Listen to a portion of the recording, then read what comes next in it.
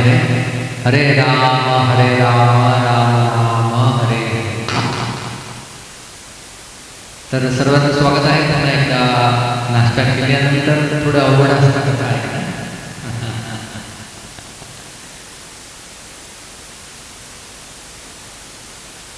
पण तरी आपली कथा मागच्या वेळेपेक्षा जेव्हा आम्ही शिकताना होतो त्यापेक्षा थोडी कमी कथा यावेळेस आयोजित करण्यात आली आहे.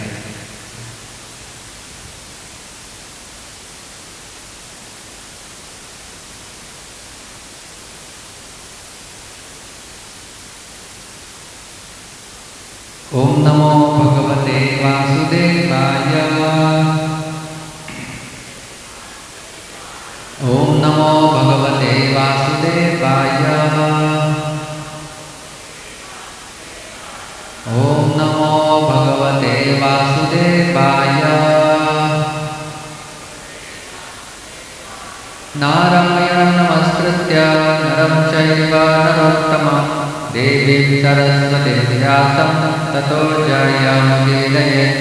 नष्टप्रायेषु भद्रेषु नित्यं भागवत सेवया भगवती उत्तमश्लोके भक्तिर्भवति नैष्टिकी.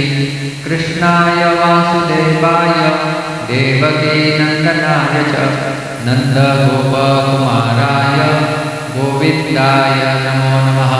नमः ॐ विष्णुपादाय कृष्णपृष्ठाय भूतले श्रीमते भक्तिवेदान्त स्वामीति नामिने. नमस्ते सारस्वते देवे गौरवाणी प्रचारिणे निर्विशेष शून्यवादी पाश्चात्यदेशतारिणे. जय श्री कृष्ण चैतन्य प्रभु नित्यानंद श्री अद्वैत गदाधर श्रीवासादि गौरभक्तवृंद. हरे कृष्णा कृष्णा कृष्णा हरे हरे, हरे राम राम राम हरे हरे. आपले जुगल किशोर प्रभू वेळेचे खूप पक्के. 10:30 म्हणजे 10:30ला कथा सुरू करत असतात आणि आम्ही त्यांच्या आधीचं पालन करत राहतो.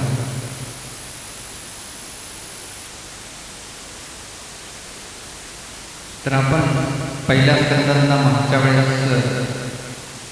आताशी आपला एक अध्याय संपलेला आहे.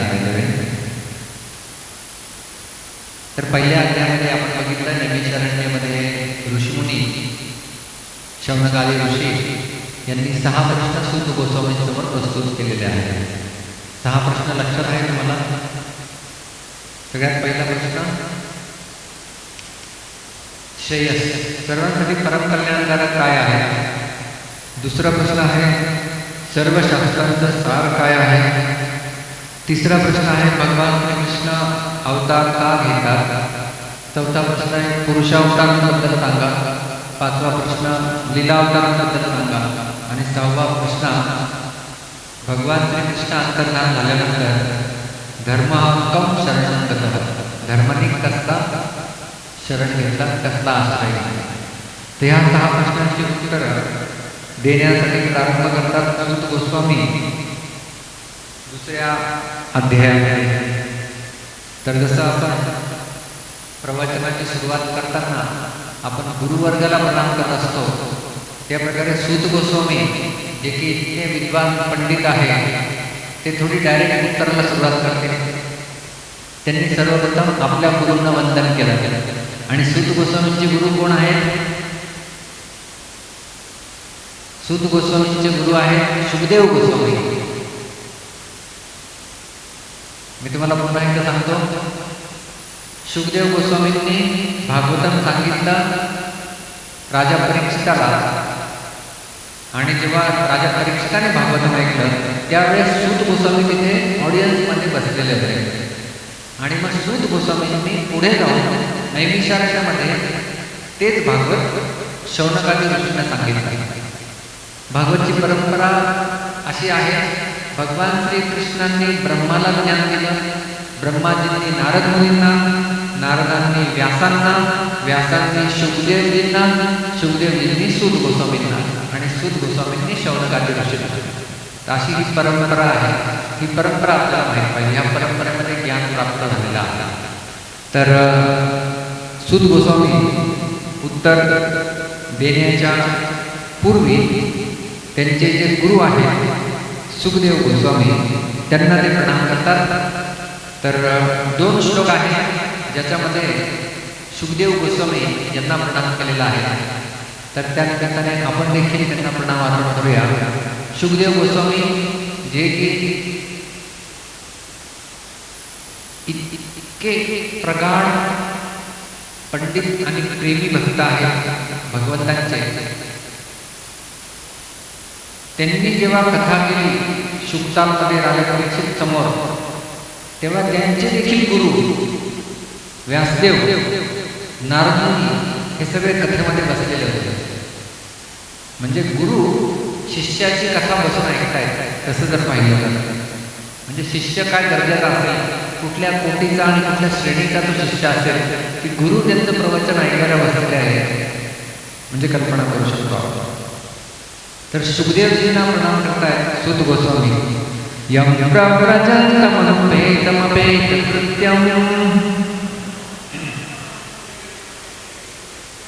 द्वैपायनो विरह कातर आजुहाव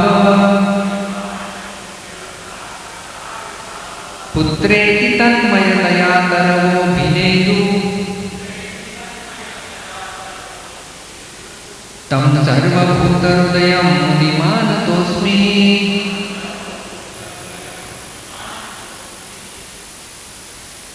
तर सुखदेवजी चालले आहेत. मी सुखदेव गोस्वामीची थोडक्यात तुम्हाला कथा सांगतो की सुखदेव गोस्वामी आहेत. शुक याला संस्कृत शब्द आहे हा शुक, ज्याला आपण मराठीमध्ये पोपट म्हणतो. बरोबर. शुक आणि सारिका असं म्हणतात. तोता तोती, पोपट मैना, शुक सारिका, शुक सारिका म्हणतात. तर श्रीमती राधाराणी यांचे खूप सारे पोपट असतात. तुम्ही जर कदाचित वृंदावनमध्ये गेला असाल तर वृंदावन ही जागा आहे जिथे वृंदादेवी भगवंतांच्या सर्व लीलांचं आयोजन करत असते. जसं आपले प्रभूजी आयोजन करतात. आज आपल्याला इकडे जायचं आहे, इतक्या वाजता इथे प्रसाद घ्यायचा आहे, जे लोक सेवा करतील यांनी ॲकोमोडेशन बघायचं आहे, यांनी हे करायचं आहे. जसं सेवा बघितलं जातं सगळं तसं वृंदादेवी ब्रजमध्ये थोडासा इको होतो, थोडा इको आहे.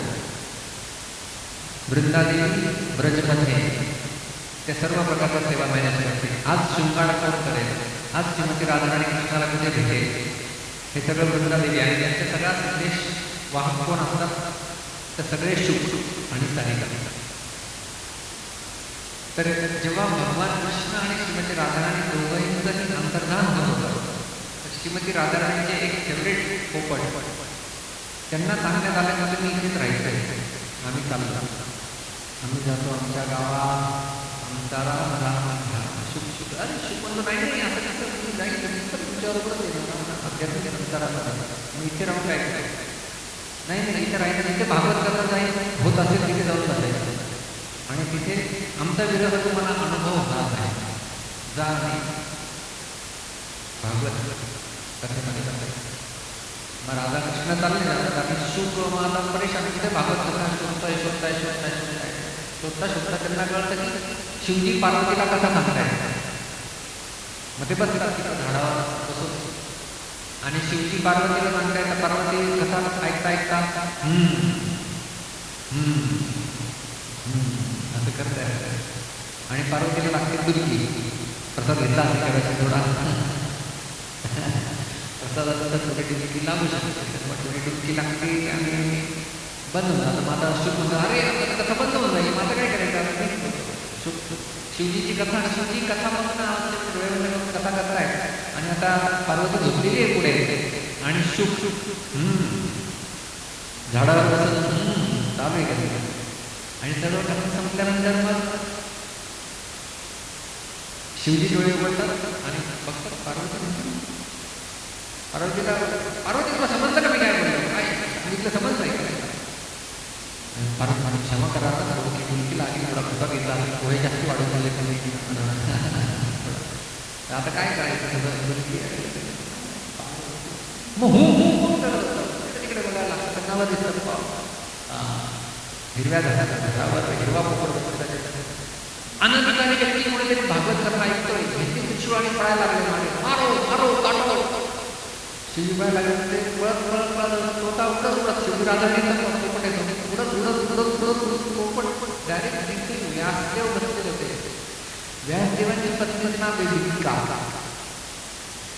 तर तिथे बितिका व्यासदेव तेथे भागवत चालू होतं. व्यासदेव बितिकाला भागवत चालतात. त्यांना बितिकाला थोडी जांभळी येते आणि तो पोपट जांभळीच्या मार्गाने पोटामध्ये जाऊन बसून घेतो, रूप परिवर्तन करतो. शिवजी येतात, कोण कुठे कुठे गेला कुठे गेला, कोणी बघितलं? व्यासदेव नंतर इकडे कोणी आला, पोपट वगैरे नाही आला. शिवजी बितिका निघून जातात आणि मग ते जे आहे ते बितिकेच्या व्यासांचे पुत्र म्हणतो ना आपण, सुखदेव गोस्वामी हे व्यासांचे अशा प्रकारचे पुत्र आहेत आणि ते गर्भामध्येच राहिले. बितिका गर्भवतीच होती. जाबाली ऋषींची मुलगी म्हणजे बितिका. आणि 9 महिने होऊन गेले, 10 महिने, 11, 12 महिने, 1 वर्ष झाल्यानंतर त्याचा टेन्शन आला. आता गर्भ जन्माला यायला पाहिजे. असं करत करत 16 वर्ष होतात.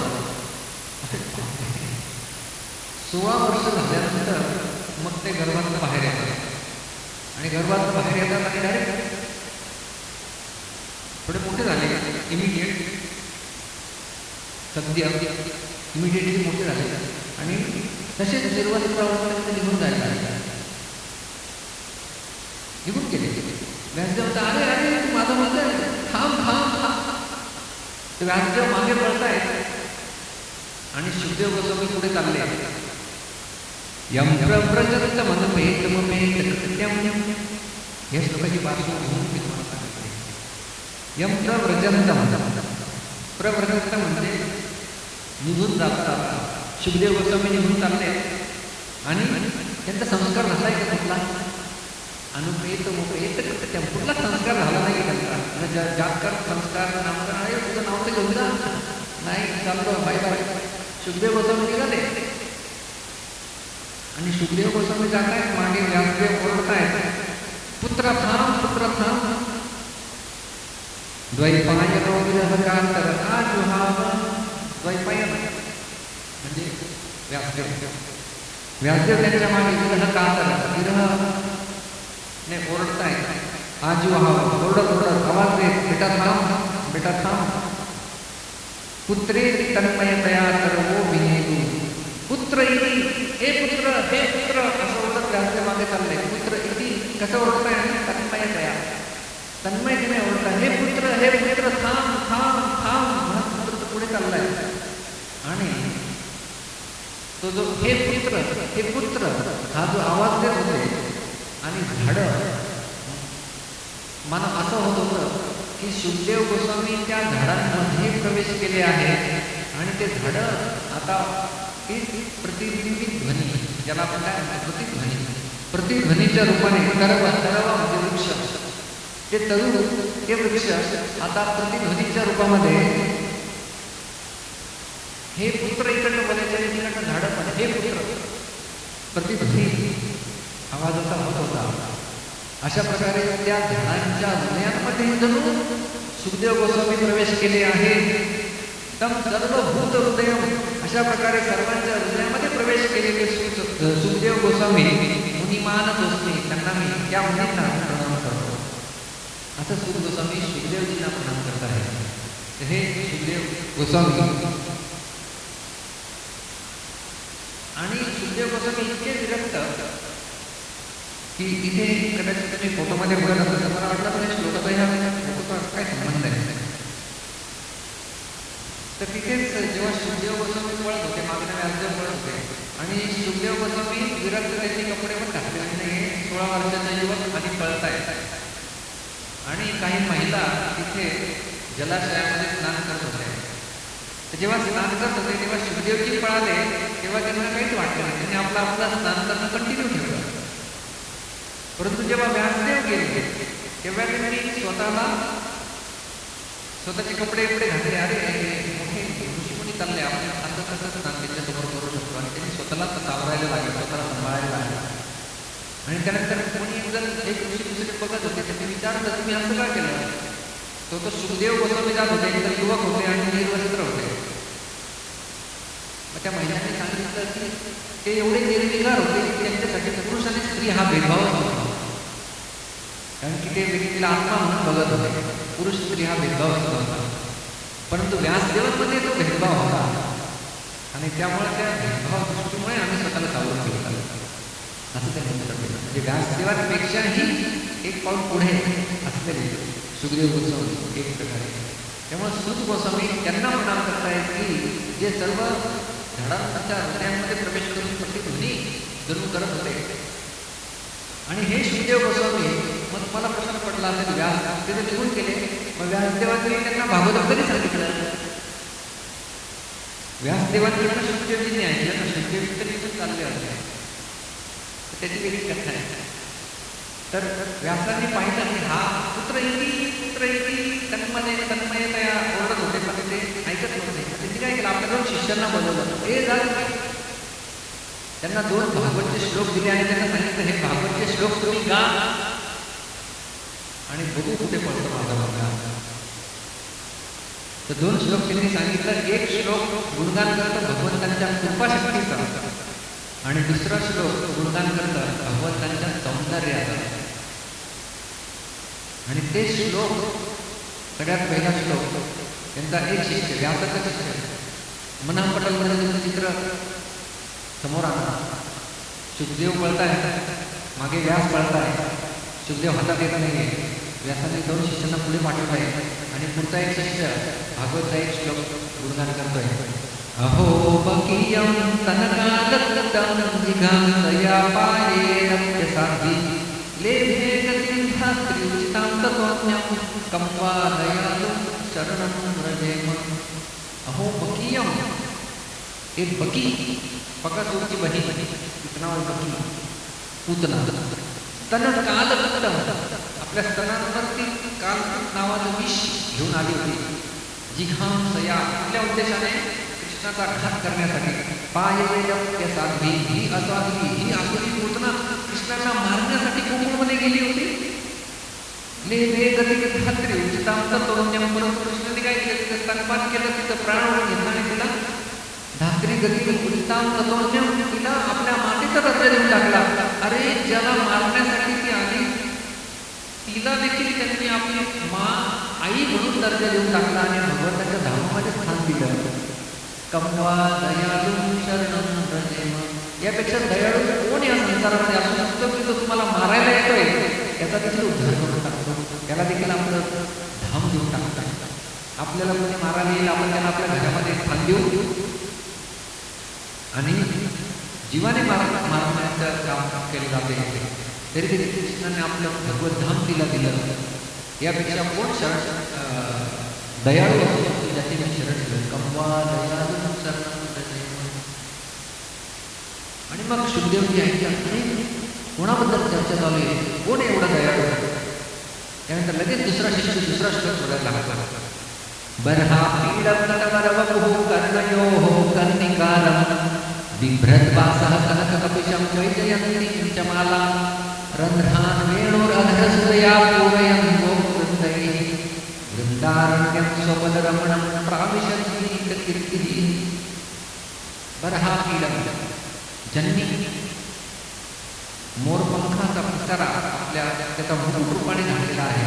बर्हापीडं आणि त्याचं शरीर कसं आहे, नटवरवपुः, नटवर शरीर आहे. कर्णयोः कर्णिकारं, माझ्या मागे तुम्हाला कृष्णाचं एक चित्र दिसत असेल आणि त्यांच्या दोन्ही कानांचे इथे मला एक फूल दिसत असेल. दिसतंय, त्याला म्हणतात कुठल्या रंगाचं फूल येते, गुलाबी रंग. तर कृष्ण आपल्या कानांचे एक फूल लावतात, त्याचं नाव आहे कर्णिकार.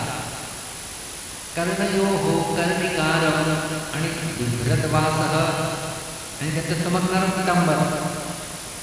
कनककपिशं वैजयन्तीं च मालां, माळा कुठली घातलेली आहे, वैजयंती, वैजयंती माळा.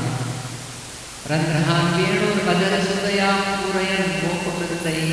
आणि आपल्या बासरीच्या ध्वनीने ते सर्वांना आपल्याकडे आकर्षित करून घेत आहेत. रंध्रान वेणुरधरसुतया पूरयन् गोपवृत्तैः वृंदारण्यं स्वपदरमणं प्राविशन्तीर्थकीर्तिः. आणि सगळे वृंदावनमध्ये अशा प्रकारचे गोपसखा कृष्णांबरोबर प्रवेश करतात. हा श्लोक श्रीमद भागवतचा 10वा स्कंद 31वा अध्याय गोपिकी त्यातला 5वा श्लोक आहे. जिथे गोपिकी तुम्ही ऐकला की 10व्या स्कंदामध्ये येतात, तिथे गोपींनी उच्चार केलेला हा श्लोक आहे. ते कृष्णाची सौंदर्यता वर्णन करत आहे. आणि व्यासदेवाचा दुसरा शिष्य भगवंतांची सुंदरतेचं वर्णन करत आहे. एक शिष्याने भगवंतांची कृपाशक्तीचं वर्णन केलं, दुसऱ्या शिष्याने भगवंतांच्या सुंदरतेचं वर्णन केलं. आणि शुकदेव थांबतात, कोण थांबणार नाही, मला हे अजून ऐकायचं.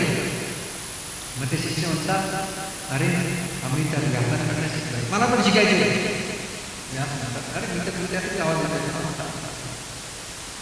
आणि मग व्यासदेवांनी संपूर्ण भागवतम शुकदेव गोस्वामींना ऐकवलं. अशा प्रकारे शुकदेव गोस्वामींनी संपूर्ण भागवतम कोणाकडनं शिकलाय? व्यासांकडनं शिकलाय. आणि ते बरोबरच श्रीमती राधाराणींचे पोपट देखील आहेत. त्यामुळे राधाकृष्णांच्या दिव्य लीला पण त्यांना तेवढ्याच माहिती आहे. आणि कारण की व्यासांचे शिष्य श्रीमती राधाराणींचे पोपट भगवंतांच्या लीलांचा स्वयं अनुभव केलेला आहे. आणि अशा प्रकारचे निर्लिप्त आहेत. पुरुष आणि स्त्री हा भेद देखील त्यांच्यामध्ये नाही आहे. असे विरक्त चुडामणी, विरक्त शिरोमणी त्यांनी श्रीमद भागवत दिले. म्हणून त्यांच्या मुखांना आलेले म्हणून शिवमुखात अमृत द्रव समन्वितम पिबत भागवतम रसमालय. त्यामुळे ह्या शुकदेव गोस्वामींच्या मुखातून आलेलं हे श्रीमद भागवत आहे. हे रसिक हो याचा पालन करा असं म्हटलेलं आहे. हा आहे सुत गोस्वामींनी शुकदेव गोस्वामींना प्रणाम अर्पण केला उत्तर देण्याच्या पहिले. आणि दुसरा श्लोक ते त्यांना प्रार्थना करताना म्हणतात, माझ्या मागे म्हणायचं आहे, यस्वानुभवमखिलश्रुतिसारमेकम् अध्यात्मदीपमतितीर्षतां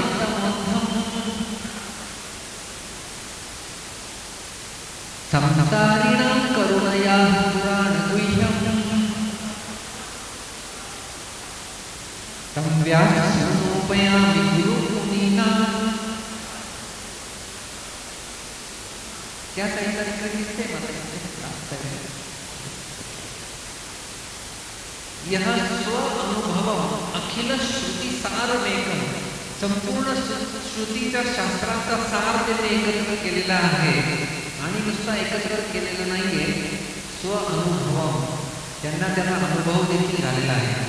एक आहे थेरॉटिकल नॉलेज, दुसरं आहे रिअलाइज नॉलेज, ज्याचा साक्षात्कार झालेला आहे. साक्षात्कार झालेला समजतं तुम्हाला? साक्षात्कार झालेला ज्ञान म्हणजे काय? एक आहे ज्ञान, दुसरा आहे विज्ञान. आपल्याला पण छोटे छोटे साक्षात्कार होत असतात कधी कधी. खूप दुःख झालं की या जगामध्ये खूप दुःख आहे. आपल्याला पण वैराग्य येत असतं कधी कधी, ज्याला म्हणतात स्मशान वैराग्य. स्मशान भूमीत गेल्यानंतर कित्या दहन झाल्यानंतर असं वाटतं अरे सगळं काही केलं परत. आणि तिथनं बाहेर आल्यानंतर हां हॅलो कुठलं प्लॅनिंग करायचं आहे आपल्याला, ठीक आहे बाहेर आला की विचार. तर ते स्मशान वैराग्य थोड्या वेळासाठी वैराग्य येत असतं, थोड्या वेळासाठी आपल्याला अशा प्रकारची उपरती होत असते. पण ती जगाचा अनुभव घेतला आहे आणि ते अनुभवजन्य ज्ञान आहे, त्याला म्हणतात साक्षात्कार. यह स्व अनुभव अखिल श्रुतिसारमेकम. त्यांनी संपूर्ण श्रुती, संपूर्ण वेद पुराण यांचा अभ्यास आणि स्वतःचे अनुभव त्यांना आहे. आणि त्यामुळं संसारिणां करुणया पुराण गुह्यम, ह्या संसारातल्या लोकांवर करुणा म्हणून त्यांनी हे पुराण जे गुह्य आहे ते प्रदर्शित केलं आहे. आणि ते कुणासाठी? अतितीर्षतां, जे खूप संकटमयी ग्रस्त जीवन जगत आहे, अशा तमो अंधम, अशा अंधकार युगामध्ये जगणाऱ्या लोकांसाठी एक टॉर्चलाईट म्हणून अध्यात्म दीपम हा एक दिवा त्यांनी पुराणाचा दाखवला आहे. तम अशा व्याससूनु, व्याससूनु म्हणजे व्यासांचे पुत्र, नंदसूनो म्हणतो ना आपण, नंदसूनो, नंदसूनो म्हणजे नंदांचे मुलगा, नंदनंदन, यशोदानंदन. तर नंदसूनो म्हणजे नंदांचे पुत्र, तसं व्याससूनो म्हणजे व्यासांचे पुत्र. व्याससूनोपयामी गुरु मुनीना, आणि हे सगळं मुनींचे देखील गुरु आहे. सुखदेव गोस्वामी जेव्हा प्रवचन करताना मी तुम्हाला सांगितलं, राजा परीक्षितला जेव्हा गंगेच्या तटावर बसलेले आहेत श्रवण करण्यासाठी, तेव्हा जगातले सगळ्या ऋषीमुनींना व्हॉट्सअप केलेला होता, चला शुक्तांची भागवत कथा आहे, कोण करताय? सुखदेव गोस्वामी. चला सगळे जण, अत्री, व्यास, देवल, नारद मुनी, व्यासदेव, सगळेच्या सगळे यांचे गुरु, गुरुंचे गुरु देखील तिथे बसलेले आणि सुखदेव गोस्वामी प्रवचन करतात. कल्पना करा सुखदेव गोस्वामींची प्रगल्भता काय असायला. तर गुरु मुनीना, अशा मुनींचे गुरुंचे गुरु सुखदेव गोस्वामी, त्यांना मी प्रणाम करतो. अशा प्रकारे सुखदेव गोस्वामींना प्रणाम करून सूत गोस्वामी आता कुणाला प्रणाम करताय? नरनारायण श्री सरस्वती देवी शिवाय आपण प्रवचन करूच शकत नाही. माझ्या मागे तुम्ही श्लोक म्हणाल, नारायण नमस्कृत्य नरं चैव नरोत्तमं देवी सरस्वती व्यासं ततो जयमुदीरयेत्. सगळ्यात पहिले प्रणाम करताय नारायण नमस्कृत्य. मी नारायणांना नमस्कार करतो आणि नारायणांना बरोबर असलेले नर, नर नारायण माहिती तुम्हाला? नर नारायण ऋषी प्रत्येक आश्रमामध्ये निवास करतात, तर नर नारायण यांना मी प्रणाम करतो. आणि नरोत्तम जे नर म्हणजे अर्जुन, जे सर्व नरांमध्ये श्रेष्ठ आहेत, आणि त्याचबरोबर मी प्रणाम करतो देवी सरस्वती. मी सरस्वती देवीला प्रणाम करतो, त्यांचे आशीर्वाद असतील तर आपण कुठलीही कथा करू शकतो. त्यामुळे प्रत्येक भागवत कथा होण्याच्या पहिले हा श्लोक गायला जातो. हा भागवतामधलाच श्लोक आहे, आपण जो गात असतो. आणि त्याच्यापुढे व्यासम, मी व्यासदेवांना देखील प्रणाम करतो. व्यासांना प्रणाम, सरस्वती देवीला प्रणाम, नरनारायण ऋषी यांना प्रणाम. कारण की नरनारायण ऋषी आपण ज्या भारतवर्षामध्ये राहतो तिथले अधिष्ठाता देव आहे. आपण ज्या गावामध्ये राहतो तिथे एक असते ग्रामदेवता, बरोबर? एक आपलं स्वतःचं कुलदैवत असतं आणि एक ग्रामदैवत असतं, गावाचा देव, गावाची देवता असते. त्या प्रकारे ज्या वर्षामध्ये आपण राहतोय, आपण भारतवर्षामध्ये राहतोय, आणि या भारतवर्षाचे अधिष्ठाता देवता कोण आहे? तर नरनारायण ऋषी आहे. त्यामुळे त्यांनी नरनारायण ऋषींना सर्वात प्रथम प्रणाम केला आहे. आणि अशा प्रकार प्रणाम केल्यानंतर ते सगळ्यात पहिले म्हणतायत, वा काय प्रश्न विचारले जाते. किती प्रश्न विचारले होते? 6. काय प्रश्न विचारले? मुनयांतानि पृष्टोऽहं भवद्भिर्लोकमङ्गलं यत्तः कृष्णं प्रश्नो येनात्मासु प्रसीदति. पहिले प्रश्नांचं प्रदान करताय, उत्तर देण्याच्या पहिले म्हणतात, मुनयः, हे मुनींनो, साधू पृष्टोऽहं, साधू साधू, खूप छान प्रश्न तुम्ही विचारले आहेत. का बरं छान आहे? कारण की भवद्भिर्लोकमङ्गलं, कारण की त्याच्याने त्यांच्या उत्तरांनी लोकांचं कल्याण होणार आहे. कारण की ते प्रश्न कुणाच्या संबंधात आहेत? यत्तः कृष्ण संप्रश्न, ते भगवान कृष्णांशी निगडीत आहे आणि ज्याचा परिणाम होणार आहे येनात्मासु प्रसीदति. त्या प्रश्नांची उत्तरं जाणून घेऊन प्रत्येक व्यक्ती प्रसन्नचित्त होऊ शकतो. म्हणून खूप सुंदर प्रश्न तुम्ही विचारले आहे. तुमच्या प्रश्नांसाठी खूप धन्यवाद. अशा प्रकारे सगळ्यात पहिले प्रश्नांचं अभिनंदन किंवा कौतुक केलेलं आहे. श्रील प्रभुपाद तात्पर्यामध्ये म्हणतात, सकाळ झाली की घंट्यातले पक्षी प्रश्न आणि उत्तरे यांच्यामध्ये वेगळं असतात, आणि सायंकाळ झाली की तेव्हा सुद्धा तेच पक्षी परत येतात आणि पुन्हा प्रश्नोत्तरात संलग्न होतात. मनुष्य प्राण्याला जर रात्री गाढ निद्रा लागलेली नसेल तर तो निरंतर प्रश्न आणि उत्तर याच्यामध्ये वेगळा असतो. बाजारातले व्यापारी प्रश्न आणि उत्तरे याच्यामध्ये मग्न असतात. तसेच न्यायालयात वकील आणि शाळा महाविद्यालयातील विद्यार्थी प्रश्न व उत्तरे याच्यामध्ये वेगळे असतात. संसदेतील कायदे करणारे लोकही प्रश्न आणि उत्तर याच्यामध्ये वेगळे असतात. तसेच राजकारणी लोक, वृत्तपत्रांचे प्रतिनिधी हे सर्वच्या सर्व प्रश्न आणि उत्तर याच्यामध्ये वेगळे असतात. आयुष्यभर जरी त्यांनी असे प्रश्न व उत्तरे करण्याचे चालू ठेवले तरी त्याचे मुळीच समाधान होत नाही. भगवान श्रीकृष्णांसंबंधी केलेली जी प्रश्न व उत्तरे असतात त्यांनी केवळ आपल्या समाधान मिळू शकते. किती प्रश्न आणि उत्तर चालू असतात. कोर्टामध्ये हा विरोध त्यांनी केला होता. प्रश्न आणि उत्तरे किती काय म्हणू शकते, निर्मळपणे, ढोबळपणाने, एकदम सिम्प्लिसिटी. वृत्तपत्राचे प्रतिनिधी प्रश्न विचारत असतात.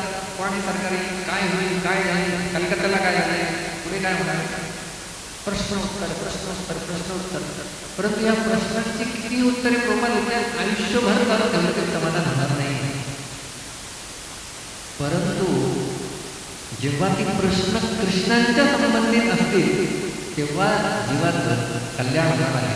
आणि म्हणून सगळ्यात पहिले सूत गोस्वामी म्हणताय काय प्रश्न विचारले, खूप खूप धन्यवाद असे प्रश्न. आणि आता सूत प्रश्नांचे उत्तर देण्याचा प्रारंभ करणार आहे. सगळ्यात पहिला प्रश्न काय होता, परमकल्याण. परमकल्याण कशामध्ये आहे, श्रेयस. दोन शब्द संस्कृतमध्ये आहेत. एक आहे श्रेयस, दुसरं आहे प्रेयस. प्रेयसचा अर्थ आहे की जे मला तात्कालिक सुख देईल त्याला म्हणतात प्रेयस. गुलाबजाम खाल्ला तात्कालिक, पण प्रेयस म्हणजे लॉंग टर्म बेनिफिट, आम्हाला जास्ती काळासाठी फायदा देणार आहे. थोडासा कारण्याचा कडू वाटेल पण माझ्या शरीरासाठी जास्त वेळासाठी फायदेशीर आहे. तर तशा प्रकारे आम्हाला जास्त श्रेयस.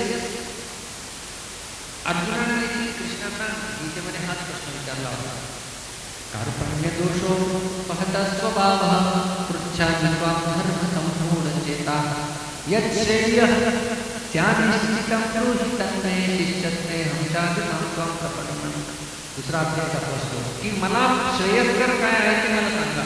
मी कर्तव्य विमूढ झालेलो आहे आणि धर्मसम्मूढ चेता हा माझा चित्त प्रवेश झालेला आहे. मी काय करू आणि काय नको करू, तर माझ्यासाठी श्रेयस काय आहे ते सांगा. श्रेयस म्हणजे लॉंग टर्म बेनिफिट, तर ते श्रेयस मला पाहिजे. तेच श्रेयस विचारलं होतं. परम श्रेयस, परम कल्याण जीवांच्या कशामध्ये आहे.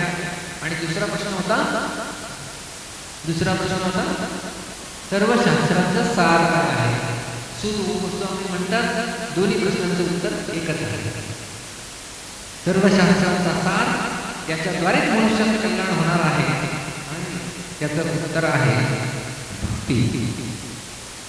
पहिल्या आणि दुसऱ्या दोन्ही प्रश्नांचं उत्तर आहे भक्ती. म्हणजे मागे म्हणा खूप सुंदर श्लोक श्रीमद भागवताचा 1.2.6 सवय पुंसा करो धर्मो यतो भक्तिर्अधोक्षजे अहैतुकी अप्रतिहता ययात्मासु प्रसीदति. पुंसाम म्हणजे मनुष्यांसाठी, सवय पुंसाम करो धर्मो सगळ्यात श्रेष्ठ धर्म पुरुषांसाठी काय आहे. यतो भक्तिर्अधोक्षजे, अधोक्षज भगवंताची भक्ती करणे. भक्ती क्लिअरली म्हणजे दुसरं तिसरं काही नाही. यतो ज्याच्याद्वारे भक्तीर अधोक्षजे, भगवान अधोक्षजांची भक्ती होईल. आणि ती भक्ती कशी असायला हवी, दोन विशेषण सांगता येतात. अहैतुकी अप्रतिहता. अहैतुकी म्हणजे कुठलाही हेतू त्यामागे नसायला हवा.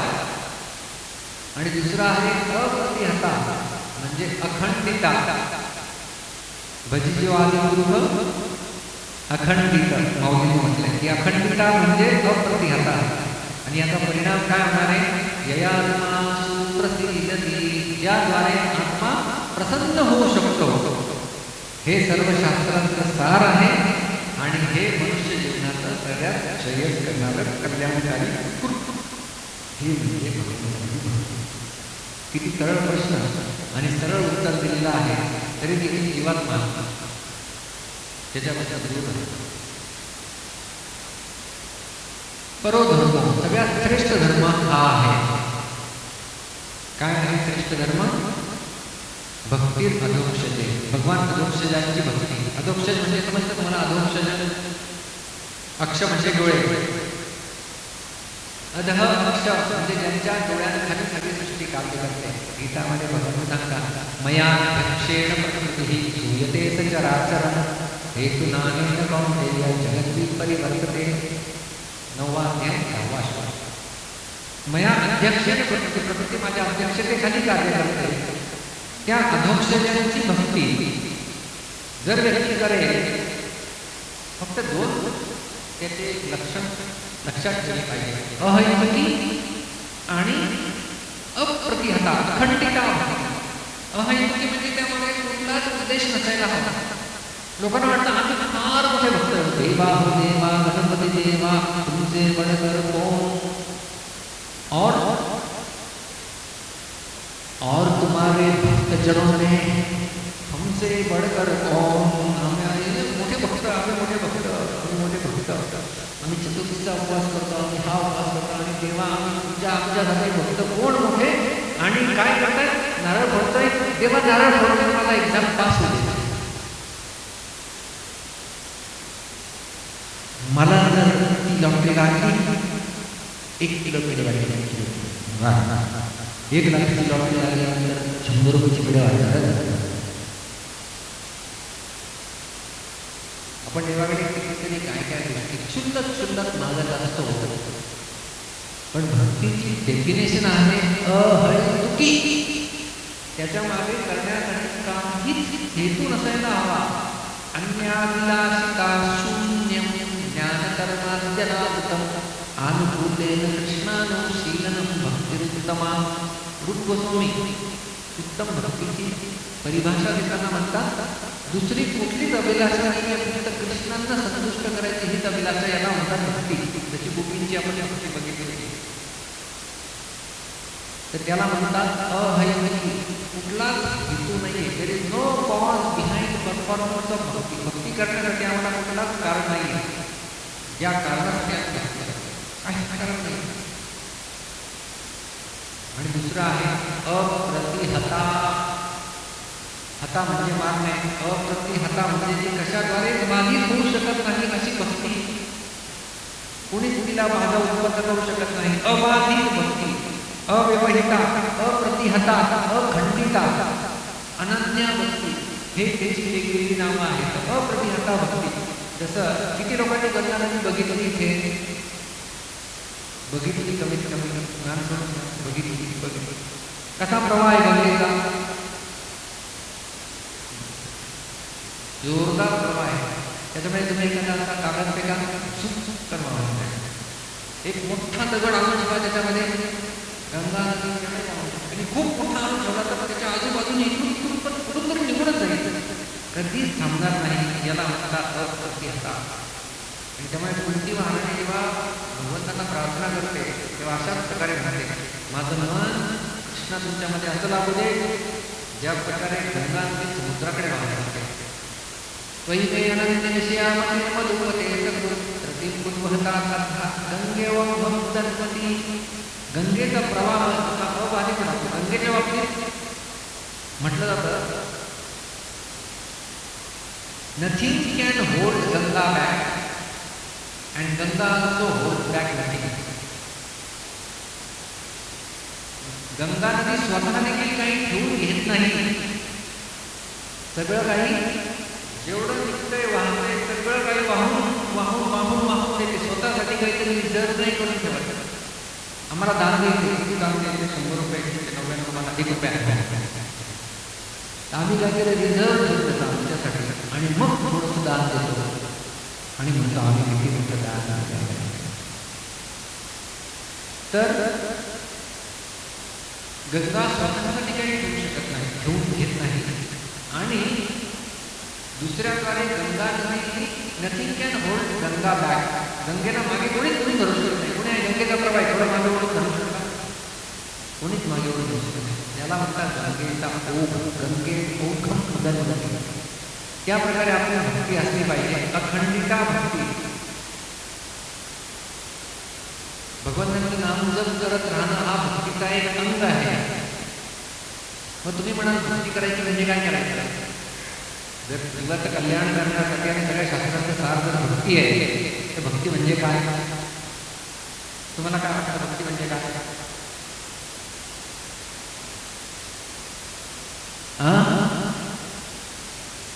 भगवंतांना प्रसन्न करणं म्हणजे भक्ती. Very good. अजून नवविधा भक्ती. नवविधा भक्ती माहिती नाही? 9 प्रकारे भगवंताची भक्ती केली जाते. 9. प्रल्हाद महाराज सांगतात भागवतांच्या 7व्या स्कंदामध्ये 5व्या अध्यायात, श्रवणं कीर्तनं विष्णु स्मरणं पादसेवनं अर्चनं वंदनं दास्यं सख्यं आत्मनिवेदनम् इति पुंसार्पिता विष्णु भक्तिचेत् नवलक्षणा. हे 9 लक्षणे भक्तीचे. क्रियेत भगवत्यर्थात्मन्ये हितमुत्तमम्. याला मी सगळ्यात श्रेष्ठ मानतो. ही 9 प्रकारे केलेली भक्ती. आपण जे श्रवण करतोय ती देखील आपली भक्ती प्रारंभ झालेली आहे. श्रवण. दुसरं आहे कीर्तनम, भगवंतांचं नावाचं गुणगान करणं, कथा करणं, कीर्तनम. स्मरण, कथा संपल्यानंतर तुम्ही करायचं स्मरण करत असाल. किती प्रश्न विचारले होते थोडं स्मरण करत असाल तर ते स्मरण म्हणून झालं. पादसेवन, आपल्या चरणांद्वारे भगवंतांची भक्ती. चरणांद्वारे भगवंतांची भक्ती होऊ शकते. धामामध्ये चालतं म्हणजे ती पण भक्ती. जे लोक इथेच राहत आहेत त्यांच्याकडनं पण त्यांचं एवढं भाग्य नाही. जे लोक थोडे बाहेर राहत आहेत त्यांच्या तुलनेत, कारण की जे बाहेर राहत आहेत थोडे दूरवर, ते जिथं भगवंताचं धाम आहे तिथे चरणांनी चालत येत आहेत. आणि असं म्हटलं जातं भगवंतांच्या धावामध्ये एक पाऊल चालणं म्हणजे एक अश्वमेध यज्ञ केल्याचं फळ मिळालं. म्हणजे आपण थोडं चालू देऊ शकता हरिद्वारमध्ये. पादसेवन म्हणजे गंगा नदी, गंगेची सेवा करणं म्हणजे पण पादसेवन म्हणणे. कारण की भगवंतांच्या विष्णुपदी, विष्णू भगवंतांच्या चरणांपासून वाहणारी गंगा म्हणून विष्णुपदी आणि त्यांची सेवा करणं ही देखील चरणांची सेवा आहे. पादसेवन. अर्चना, भगवंतांना आरती, फूल, तुलसी इत्यादी अर्पण करताना पाहणे. वंदनम, भगवंतांना वंदना अर्पण करणे, स्तुती प्रार्थना करणे. दस्यम, भगवंताचा दासत्व स्वतःला समजून घेणे. सख्यम, भगवंताचा मित्र समजून घेणे. आत्मनिवेदन, आपलं सर्व काही भगवंतांना अर्पण करणे. याला म्हणतात नवविधा भक्ती. आणि या 9 प्रकारे भगवंतांची भक्ती केल्याने जीवाचं कल्याण होणार आहे. मला सांगा, हे जेवढे 9 अंग बघितले, हे 9 अंग बघितले, हे 9 अंग करण्यासाठी कोणी श्रीमंत असायला हवा का? खूप पैसा असेल त्याने 9 अंग चांगली केली. याच्यामध्ये काही वयोमर्यादा आहे का? रूप गोस्वामी आपल्या पद्यावली ग्रंथामध्ये सांगतात, भगवंतांची भक्ती करण्यासाठी कसलीच सीमा, कसलीच मर्यादा नाही. व्याघ्रस्याचरणं ध्रुवस्य च वयो दिव्यांगजेन्द्रस्य का पूज्यायातु नाम रूपमधिकं किं तत्सुदाम्नो धनं वंशस्तो विदुरस्य यादवपदे पुत्रस्य किं पौरुषं भक्त्या तुष्यति केवलं न च गुणैः भक्तिप्रियो माधव. भक्तिप्रियो माधव, भगवंत भक्तीने संतुष्ट होत असतात. त्याच्यामुळेही गुणांद्वारे संतुष्ट होत नाही. आणि उदाहरण लिहिलेली भक्ती मोठी दिसते. व्याघ्रस्याच्या आचरण, तो शिकारी रत्नाकर वाल्यापुरी, त्याचं काय आचरण चांगलं होतं, प्राण्यांना मारायचं. पण नारदांनी त्यांना भक्त बनवलं आणि त्यांनी भक्ती केली आणि वाल्मिकी महर्षी झाले. हो, तर आचरण चांगलं पाहिजे असं काही नाही आहे. भक्ती केली की आचरण पण चांगलं होत जाईल, अशी भक्ती आहे. व्याघ्रस्य आचरण ध्रुवस्य वयो. ध्रुव महाराजांचं काय वय होतं का भक्ती करण्याचं? ध्रुव महाराजांचं वय फक्त 5 वर्ष होतं. ध्रुव महाराज, ध्रुव बाळ शब्द आहे का? ध्रुव बाळ भागवतच्या 5व्या स्कंदात त्याची कथा येते विस्ताराने. फक्त 5 वर्षाच्या असताना नारदांच्या मार्गदर्शनाने भक्ती केली आणि भगवंतांना प्रसन्न केलं 6 महिन्यात. विद्या गजेंद्रस्य का, गजेंद्र नावाचा हाती होता, त्याचा भगवंताने उद्धार केला. भागवताच्या 8व्या स्कंदामध्ये सुरुवातीला त्याचं उदाहरण येतं. गजेंद्र कुठल्या IIT शिकायला गेला होता? कुठनं विद्या प्राप्त केली होती? विद्या गजेंद्रस्य का प्रश्न विचारला आहे. कुठनं विद्या प्राप्त केली होती गजेंद्राने? कुब्जा काय सुंदर स्त्री होती. मथुरेमध्ये प्रवेश केल्यानंतर कुब्जेचा उद्धार केला होता. कुबडी होती. तिथं काही सौंदर्य नव्हतं, तरी तिने भगवंतांना प्रसन्न करून घेतले. किंमत सुदामाचा बँक बॅलन्स खूप जास्त होता का? किती धन होतं सुदामाचं? भागवतच्या 10व्या स्कंदामध्ये वर्णन येते. त्याच्याकडे कृष्णाने घेऊन जायला काही नव्हतं. त्याच्या बायकोने भीक मागून 4 घरावर पोहे आणले आणि ते पोहे अशा फेरीत बांधले ज्याला खूप सारे छिद्र होते. मळकी फाटलेली ती घेऊन सुदामा गेला द्वारकाधीशात. आणि द्वारकाधीशाची भेट झाल्यानंतर सुदामा जेव्हा वापस येत होते, क्वाहम दरिद्र पापियाम क्व कृष्णस्य निकेतनः. मी कुठे पापी दरिद्री सुदामा ब्राह्मण आणि कृष्ण स्त्री निकेतन. आणि कृष्ण म्हणजे श्रीपती लक्ष्मीपती. त्यांनी मला आशीर्वाद दिला. काय किंमत सुदामाकडे काही धन होतं, काहीतरी भगवंताने सर्व त्याला दिलं आणि त्याचा स्वीकार केला. वंशः ओ विदुरस्य यादवपते. विदुरजींचा काय वंश होता का मोठा? दासीपुत्र होतं विदुर. आणि तरी पण भगवंतांनी जेव्हा शांतदूत म्हणून गेले होते हस्तिनापूरला, दुर्योधन का भोग खायो रुखीचा विदुर खायो. दुर्योधन त्याचे भोग नाही केले त्यांनी, पण विदूरच्या घरी जाऊन ते केळीचे छिलके माहिती का? विदुराने ते केळीचे छिलके त्यांनी खाल्ले. त्यांचा वंश काही मोठा नव्हता, तरी पण ते भगवंताची भक्ती करू शकले. उग्रसेन पौरुषम. उग्रसेन महाराज त्यांच्यामध्ये काय पुरुषत्व होतं. त्यांना तर कंसाने बंदी बनवून ठेवलं होतं. काही क्षत्रिय तेज नव्हतं, तरी देखील त्यांनी भगवंतांना संतुष्ट करू शकले. या सगळ्या लिस्ट केलेल्या लोकांमध्ये कुठला गुण एकही नाही. ध्रुवाचं वय नाही, सुदामाकडे पैसे नाही, कुब्जाकडे रूप नाही, गजेंद्रकडे विद्या नाही आहे, त्या शिकारीकडे आचरण नाही आहे, विदुरांकडे वंश नाही आहे. आणि तरी सुद्धा यांनी भगवंतांना प्रसन्न करून आपली भक्ती केली. म्हणजे भक्ती ही कुठल्याही गोष्टीवर अवलंबून नाही. कुठल्याच गोष्टीवर अवलंबून नाही. माझ्याकडे पैसे नाही म्हणून मी भक्ती करू शकत नाही, सुदामा उदाहरण आहे. माझ्याकडे जास्त विद्या नाही म्हणून भक्ती करू शकत नाही. अरे गजेंद्र, प्राणी देखील जर भगवंताची भक्ती करू शकतात. खारुताई माहिती खारुताई?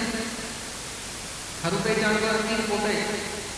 प्रभू श्रीरामांचे केलेले 3 बोट आहेत. खारुताई देखील सेतुबंधनमध्ये प्रभू श्रीरामांना मदत करत होती. भगवंत प्रसन्न होतात, तिला मांडले होते. तिच्या अंगावर फक्त प्रेमाने हात फिरवतात आणि जे 3 मार्ग आधी दिसतात ते प्रभू रामांच्या प्रेमाचं दर्शन आहे. जटायू तो तर गिद्ध, तो देखील सीतामाईच्या शोधामध्ये भगवंतांना मदत करत सीतासाठी आपल्या स्वतःचा प्राण त्यांच्यावर केला आणि प्रभू श्रीरामांना त्याच्या प्रसन्न करून घेतला.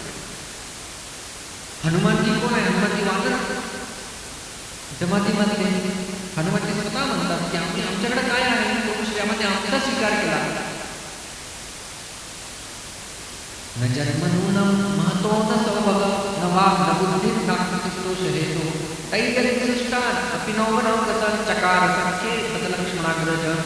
भागवतच्या 5व्या स्कंदामध्ये हनुमानजी रामांना प्रार्थना करताना म्हणतात की आमच्याकडे काही न रूपे न विद्याय न वाणीये न काहीच नाही. आणि हे सगळं नसताना देखील लक्ष्मणाग्रज, लक्ष्मणजींचे मोठे भाऊ रामाने आमचा स्वीकार केला. काही नाही आमच्याकडे, तरी आमचा स्वीकार केला. तर हनुमानजींकडे देखील काही नाही, पण भगवंतांना संतुष्ट करण्याची शक्ती आहे आणि म्हणून ते मोठे भक्त आहेत. तर इथे सुखदेवजी सांगतायत या भक्तीर अदोक्षते. जर भगवंतांची भक्ती कोणी करेल आणि ती कशी, 2 गोष्टी आपल्याला नेहमी लक्षात ठेवायच्या भक्ती करताना, अहैतुकी आणि अप्रतिहता. अप्रतिहता असं नाहीये भक्ती केली दर रविवारी. त्यामुळे म्हटलंय भागवत काय नित्यम भागवत सेवया. सत्संगती कधी कधी घडो, रविवारी घडो, मंगळवारी घडो, सकाळी घडो, संध्याकाळी घडो, कधी घडो, सदा सदा सदा सर्वदा योग तुझा तुझे कारणी देह माझा पडावा, देह तिथे पडावा, सदा सर्वदा तुझा योग पडावा. ही प्रार्थना आपण करतोय भगवंतांना. तीच प्रार्थना भागवतमध्ये सुखदेव सूत गोस्वामी सांगतायत की अप्रतिहता म्हणजे सदा, त्याच्यामध्ये खंड नसायला पाहिजे. अखंड हरिनाम संकीर्तन आपण कधी बोर्ड बघितला, अखंड हरिनाम अखंड, याच्यामध्ये खंड पडत नाही. आणि याचा परिणाम काय आहे, ययात्मासु प्रसक्ती. याचा परिणाम हा आहे की आत्मा प्रसन्न चित्त होणार, यामध्ये संशयच नाही. जर ती भक्ती महायुक्ती आणि अप्रतिहता आहे. आणि एखाद्या भक्त जर म्हणेल मी 20 वर्षापासून भक्ती करतोय पण मला अजून ती प्रसन्नता अनुभवत नाहीये, म्हणजे कुठे कुठे अहंकारीमध्ये प्रॉब्लेम असेल किंवा अप्रतिहतामध्ये प्रॉब्लेम असेल. जर भक्ती करून हृदय प्रसन्न होत नसेल तर हे 2 पॅरामीटर चेक करत राहायचे की माझी भक्ती अहंकारी आहे का, की मी येतोय मंदिरामध्ये भक्तांना भेटतोय कारण की माझा बिझनेस वाढेल, थोडे काळ लागले जाते. हेतू आला म्हणजे स्वार्थ आला, स्वार्थ आला म्हणजे परमार्थ गेला. तर परमार्थ प्राप्त करायचा असेल तर कुठेतरी स्वार्थ केला पाहिजे. आणि त्यासाठी अहैतुकी आणि अप्रतिहता. अप्रतिहता म्हणजे त्याच्यामध्ये कुठलीही हता नसायला पाहिजे. आणि त्याचा परिणाम ययात्मासु आत्मा प्रसन्न चित्त होणार म्हणजे होणार, याच्यामध्ये काही संशय नाही. जसं आम्ही नेहमी उदाहरण देतो, मासा. लहानपणी कविता तुम्ही ऐकली असेल, मछली जल की राणी है जीवन उसका पाणी है. पाण्यामध्ये मासा आहे आणि माशाला जर पाण्यामधनं काढलं बाहेर आणि त्याला म्हटलं हा घे iPhone 17, ही घे मर्सिडीज बेन्झ तुला ऑडी, याच्यामध्ये आम्ही तू प्रवास करशील. तो मासा म्हणेल का, अरे वा वा, मासा संतुष्ट होईल. माशाला काय पाहिजे, जीवन उसका पाणी, मला पाण्यामध्ये मला बाकी काही नाही. श्रीमद भागवतच्या 5व्या खंडामध्ये हेच म्हटलंय, हरी हरी साक्षात भगवत शरीराम आत्मा धषणम तो योगितम. धषणम म्हणजे जलचर. जलचरांना ज्या प्रकारे पाण्याची आवश्यकता असते त्याप्रमाणे मनुष्य जीवनाला हरीची आवश्यकता आहे. हरी हरी भगवान हरींची आपल्याला तशीच आवश्यकता आहे जशी जलचरांना पाण्याची आवश्यकता आहे. पण ती आवश्यकता आपल्याला तेवढी जाणवत नाही. तेवढी आवश्यकता आपल्याला.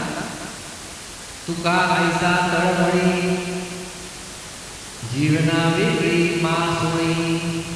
जलाविना मासोळी, पाण्यात बाहेर आलेली मासोळी जशी तडपते, पाहिजे तडपताना मी बघितलं माशाची काळजी घेतला. पाण्याच्या बाहेर काढता एक क्षणासाठी काढा. जलाविना मासोळी तुका ऐसा तळमळी. आम्ही असं तळमळतोय, जरा मला म्हणतात असे तळमळत आले. तशी आपली तळमळ असली पाहिजे भगवंतांना नाम. आमचा मी तळमळतोय, त्या तळमळीमध्ये भगवंतांचं नाव जेव्हा पुकारलं जातं तेव्हा भगवंत पुकारलं जातात. नाहीतर आमची असली तळमळ, आमची तळमळ असली केव्हा माझी माळ पूर्ण होईल ती तळमळ आहे. आमची तळमळ केव्हा कथा संपेल आणि आम्ही बाहेर जाऊ, ती तळमळ आहे. उलटी तळमळ आम्हाला लागली पाहिजे. पण आपली तळमळ भगवंतांच्या प्रती असली पाहिजे. असं सांगितलं तळमळतोय कधी आम्ही येऊन कथा सुरू, कधी तळमळतोय कधी भगवंतांचं नाव उच्चारण करू. हरे कृष्णा कृष्णा कृष्णा हरे हरे, हरे राम राम राम हरे. तळमळतं जीवात झुकतच नाही आहे. भगवंताचं नाव चालू चालू चालू चालू, त्याला म्हणतात नाम संकीर्तन वास्तविक. तर अशा प्रकारची तळमळ, आणि त्याद्वारे जशी माशाला पाण्याची तळमळ आहे तशी जर आपल्याला भगवान हरींची तळमळ लागली आणि तो माणूस जेव्हा त्या पाण्यामध्ये असेल त्याला जसा संतुष्टीचा अनुभव येईल, तसा संतुष्टीचा अनुभव आपल्याला भगवंतांचं नाव घेताना, भगवंतांचं चिंतन करताना आणि भगवंतांचा कथा ऐकताना आपल्याला तो अनुभव येतो. त्यामुळे म्हणतात भगवंतांची कथा हरते सगळ्या व्यथा, सगळ्या प्रकारच्या व्यथा आपल्या हरण केल्या जातात. आणि कदाचित तुम्ही संमत असाल, तारीख किती आहे, दिवस कुठला चालू आहे, वार कुठला आहे, सगळं आपण विसरलेलं आहे. लक्षात कोणवार आठवा लागेल. छान छान तर आपल्या सगळ्या व्यथा विसरू शकते ही आहे भगवंताची कथा. आणि तो सर्वात श्रेष्ठ धर्म आहे. कवई उत्तम परो धर्म हा प्रत्येक जीवात्म्यासाठी हा श्रेष्ठ धर्म आहे. आणि ह्या धर्माचं पालन व्यक्तीने केला पाहिजे. हे बाहेरचे जे आपण सो कॉल्ड धर्म म्हणतो, हा हिंदू धर्म, हा मुस्लिम धर्म, हे धर्म नाही आहे, हे पंथ आहे. पंथ धर्म वास्तविक तो आहे जो जीवात्म्याचा धर्म आहे. शेवटी मृत शरीर झाल्यानंतर कोणी म्हणत नाही हा मुस्लिम मृत शरीर आहे आणि हा हिंदू मृत शरीर आहे. शेवटी dead body is the dead body. Dead बॉडीला कुठला धर्म नसतो, बरोबर आहे. मृत शरीराला कुठला धर्म. मग धर्म कुणाचा आहे वास्तविक? तर जीवात्म्याचा जीवन आहे. जीवात्म्याचा धर्म हा आहे कधी तुमचा सर्व धर्म. जीवात्म्याचा धर्म आहे त्या भगवंतांची भक्ती करणे. कारण की हा जीवात्मा त्यांचा अंश आहे. गीतेमध्ये भगवान कृष्णांनी 15व्या अध्यायामध्ये सांगितलंय, ममई मांशो जीवलोके जीवभूत सनातन, हा माझा अंश आहे. आणि हा अंश असल्यामुळे ह्या आत्म्याचा तो भगवंत परमपिता आहे किंवा त्या परमपिता भगवंताचा हा आत्मा अंश आहे. त्यामुळे या अंशाला त्या भगवंतांची जोडणं म्हणजे भक्ती. भक्ती म्हणजे दुसरं काहीच नाही. भक्ती म्हणजे इथे गवलेला भक्ती आपण बघितली. भक्ती म्हणजे काय? भक्ती म्हणजे जोडणे. काय जोडणे? जीवात्म्याला भगवान श्रीकृष्णांची जोडणे म्हणजे भक्ती. आणि त्याला म्हणतात योग. योग हा शब्द युज धातूपासून आला आहे, त्याचा अर्थ आहे जोडणे. युज मीन्स टू कनेक्ट. काय जोडायचं आहे? फेमिकॉलला जोड. काय जोडायचं आहे? जीवात्म्याला परमात्म्याशी, व्यक्तिगत चेतनेला परमचेतनेशी, जीवाला भगवंतांशी यांना जोडणे म्हणजे भक्ती योग. भक्तीच्या द्वारे जोडला तर तो भक्ती योग, कर्मांच्या द्वारे निष्काम कर्माने जोडला तर तो कर्मयोग, ज्ञानाच्या मार्गाने जोडला तर तो ज्ञानयोग, आणि योगाच्या मार्गाने जोडला तो अष्टांग योग किंवा ध्यान योग. असे वेगवेगळे मार्ग कनेक्ट करण्याचे. पण आम्हाला सोपा मार्ग पाहिजे ना. सोपा पाहिजे की अवघड पाहिजे? सोपा पाहिजे. सोपा मार्ग भक्ती योग. त्यामुळे इकडं तिकडं भरकटत न भरकटणार. प्रश्न जसा ज्याला म्हणतात ना, इंग्लिशमध्ये म्हणतात हिटिंग ऑन द नेल, असं उत्तर दिलंय सूत्रांनी. एक खेळा खेळलेला आहे, एवढा मोठा आपला असतो, बरोबर त्या खेळाच्या मध्यभागी त्या खेळात होतो. त्याला म्हणतात हिटिंग ऑन द नेल, म्हणजे परफेक्ट क्वेश्चन, परफेक्ट आन्सर. पूर्ण प्रश्न, पूर्ण उत्तर. जो प्रश्न विचारला कुठे तिकडे तिकडे भरकटवलं नाही. हा असं मला तर वाटतं, असं वाटतं आणि तसं असेल आणि कुठेच भरकटलेलं नाही. सीधा प्रश्न, एक्झॅक्टली पिन पॉइंटेड आन्सर त्याला म्हणतात. एक्झॅक्ट सगळ्या शास्त्रांचा सारे भक्ती आणि मनुष्य जीवनाचं परमकल्याण आहे भक्ती. आणि म्हणून भगवंतांची भक्ती करा असं सूत गोस्वामी सांगतायत. आणि त्यानंतर ते म्हणतात त्यांच्या श्लोकामध्ये, वासुदेवे भगवती भक्तियोग प्रयोजितः जनयत्याशु वैराग्यं ज्ञानं च यदहैतुकम्. वासुदेवे भगवती, भगवान वासुदेवांच्या प्रती जेव्हा भक्तियोग प्रयोजितः, जेव्हा भगवंतांची भक्ती केली जाते त्याचा परिणाम काय होतो? जनयती. जनयती म्हणजे जन्म देते. कोणाला जन्म देते? ज्ञानम च वैराग्यम. वैराग्य देखील जन्म ऑटोमॅटिक देतं, ज्ञान देखील ऑटोमॅटिक जन्माला येईल, जे की यद आहे ज्याचा कुठलाही हेतू राहत नाही. अशा प्रकारचं ज्ञान आणि अशा प्रकारचं वैराग्य त्या व्यक्तीला ऑटोमॅटिक प्राप्त होतात. त्याच्यासाठी वेगळे प्रयत्न करावे लागत नाही. भक्तीची दोन मुलं आहेत, ज्ञान आणि वैराग्य आहे. भक्ती देवीची दोन मुलं आहेत. एखादी आई आहे, त्याच्याबरोबर दोन मुलं आहेत. आईला बोलवा, मुलं ऑटोमॅटिक येते है ना. तसे आई म्हणजे भक्ती आहे आणि ज्ञान आणि वैराग्य हे दोन मुलं आहेत. ते ऑटोमॅटिक आपल्याला प्राप्त होतात जर आपण भगवंतांची भक्ती करतो. आणि वर्णाश्रम देखील त्या कारणाने दिलेला आहे. धर्मस्वनुष्ठितः पुंसां विश्वक्सेन कर्मसु यः नोत्पादयेत् विरतिं श्रम एव हि केवलम्. आम्ही आमचे खूप सारे छोटे छोटे धर्म शोधून काढले. शारीरिक धर्माच्या संदर्भात खूप सारे धर्म आहेत. विद्यार्थी असेल तर विद्यार्थी धर्म, पत्नी असेल तर पत्नी धर्म, पती असेल तर पती धर्म, गृहस्थ असेल तर गृहस्थ धर्म, वानप्रस्थवानप्रस्थ धर्म, असे सगळे छोटे छोटे छोटे सबसेट आम्ही तयार केले. छोटे छोटे धर्म स्वानुष्ठित परंतु या सर्व धर्मांचं पालन करत असताना जर आपल्याला विश्वक्सेन कथासूयः न उत्पादयेत् यतिरतिं, जर आपल्याला भगवंताच्या कथांमध्ये रती प्राप्त होत असेल तर ते सगळे कर्तव्य कर्म आपले काय आहे? श्रम एव हि केवलम्. ते केवळ आणि केवळ श्रम आहे, त्यातनं काहीच निष्पन्न होणार नाही. त्यामुळे सर्व कर्तव्यांचं परिणिती, सर्व कर्तव्य पालनाची, सर्व धर्म पालनाची परिणिती कशामध्ये व्हायला पाहिजे? तर विश्वक्सेन कथासु रती. विश्वक्सेन हे भगवंतांचं एक नाव आहे. भगवंतांच्या कथांमध्ये रती प्राप्त करणे. आणि जर ते होत असेल तर जे काही काम आपण करतोय ते श्रम एव हि केवलम्. ते केवळ श्रम आहे, त्यात काहीच निष्पन्न होत नाही. आणि ही आत्म्याची आवश्यकता आहे. विश्वक्सेन कथासु रती ही आत्म्याची आवश्यकता आहे. आणि जेव्हा आपण आत्म्याची आवश्यकता पूर्ण करतो तेव्हा आपण परिपूर्णता प्राप्त करतो. टू व्हीलर फोर व्हीलर चालवली लोकांनी. टू व्हीलर फोर व्हीलर गाडी चालवायला आपण जेव्हा जातो, पेट्रोल पंपावर गाडी थांबली आणि पेट्रोल पंपावर गाडी थांबल्यानंतर समजा 1 लिटर गाडीमध्ये टाका, अर्धा लिटर मध्ये चालेल काय? गाडीचं खाद्य म्हणजे पेट्रोल, आमचं खाद्य म्हणजे वरण भात भाजी पोळी पोहे. शरीराला खाद्य वेगळं. त्याप्रकारे हे शरीराचं खाद्य वरण भात भाजी पोळी आहे.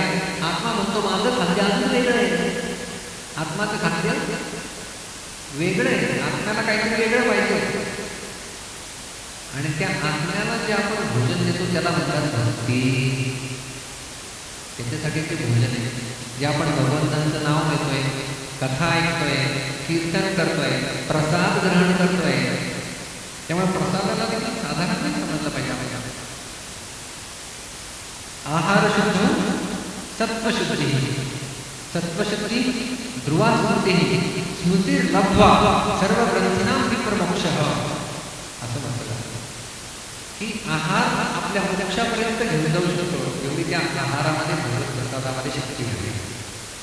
तर हा आत्म्याचा आहार आहे, हे आत्म्याचं भोजन आहे, ती भक्ती. आणि ती जेव्हा करतो तेव्हा जे आहे ते आपली परिपूर्णता प्राप्त होत असते. नाहीतर ते केवळ आणि केवळ श्रम एव केवळ. आणि आपली जी काही कर्तव्य आहे त्यांची परिणिती कशामध्ये व्हायला पाहिजे याबद्दल सूत गोस्वामी सांगताय. धर्मस्य ह्यापवर्गस्य नार्थोत्थायोपकल्पते, नार्थस्य धर्मैकान्तस्य कामो लाभाय स्मृतः. धर्मस्य ही अपवर्गस्य, धर्माचा उद्देश आहे अपवर्ग. अपवर्ग माहिती तुम्हाला? संस्कृतमध्ये शिकला असेल ना पवर्ग. प फ ब भ म ऐकलंय? ट वर्ग म्हणजे ट ठ ड ध न. तसं प वर्ग म्हणजे प फ ब भ म. त्यामध्ये प म्हणजे परिश्रम. या भौतिक संस्कारामध्ये आपण एवढे परिश्रम घेतो, एवढे परिश्रम घेतो, एवढे परिश्रम घेतो की फ म्हणजे तोंडाला ठेस येतो. आणि त्यामुळे भौतिक संस्काराचं ब म्हणजे बंधन सुरू होतं. आणि ते बंधन सुरू झालं की त्याच्यापासून भय उत्पन्न होते. ब प ब भ. आणि त्या भयानंतर शेवटी म म्हणजे मृत्यू. तर प ब ब भ म. प वर्ग समजून मला प वर्ग काय आहे? प वर्ग म्हणजे प फ ब भ म. प म्हणजे परिश्रम, फ म्हणजे तोंडाला येणारा ठेस, ब म्हणजे भौतिक जगातलं बंधन, भ म्हणजे त्याने निर्माण होणारं भय, आणि सगळ्यात शेवटी म म्हणजे मृत्यू. तर हे प वर्ग आणि मिट्टी म्हणजे अपवर्ग. प वर्ग हा आणि अपवर्ग म्हणजे या प वर्गाचं काहीतरी वेगळं, म्हणजे तिथे भय नाही, बंधन नाही, मृत्यू नाही, प्रेम नाही, परिश्रम नाही. ती म्हणजे भगवंताची भक्ती, भगवंताच्या धामामध्ये जाणे. आणि भगवंताच्या धामामध्ये जे जाणे, ती जी भगवंताची भक्ती आहे त्याला म्हणतात अपवर्ग. त्यामुळे त्यांनी सांगितलंय धर्मस्य ही अपवर्गस्य. धर्म तो आहे जो अपवर्ग शिकवतो, पवर्ग नव्हे. समजतंय?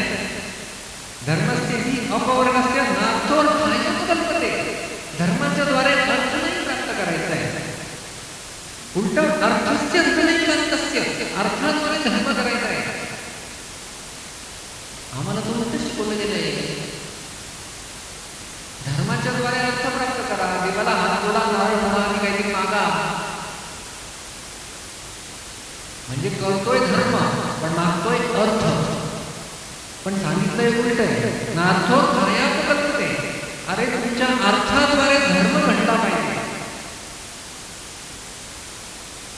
जे काही अर्थ आमच्याकडे आहे, जे काही धन आम्ही अर्जित करतोय त्याच्याद्वारे भगवंताची भक्ती झाली पाहिजे. आम्ही मग भगवंतांना सजवू, आम्ही सर्व काही भगवंतांसाठी, भगवंतांना भोग अर्पण करू. ते अर्थ धर्म कार्यासाठी झालं पाहिजे, म्हणजे भगवंतांच्या भक्तीसाठी झालं पाहिजे. नाहीतर नार्थस्य धर्मैकांतस्य कामोलावाय, नाहीतर ते अर्थ केवळ कामासाठी लावलं जातात. 4 गोष्टी मी तुम्हाला सांगितल्या, त्या पुरुषार्थ चतुष्ट ज्याला म्हणतात. धर्म, अर्थ, काम, मोक्ष. आपली आज घर काय झाली समाजाची, धर्म बंद करून ठेवला आहे. पोथी पुराण,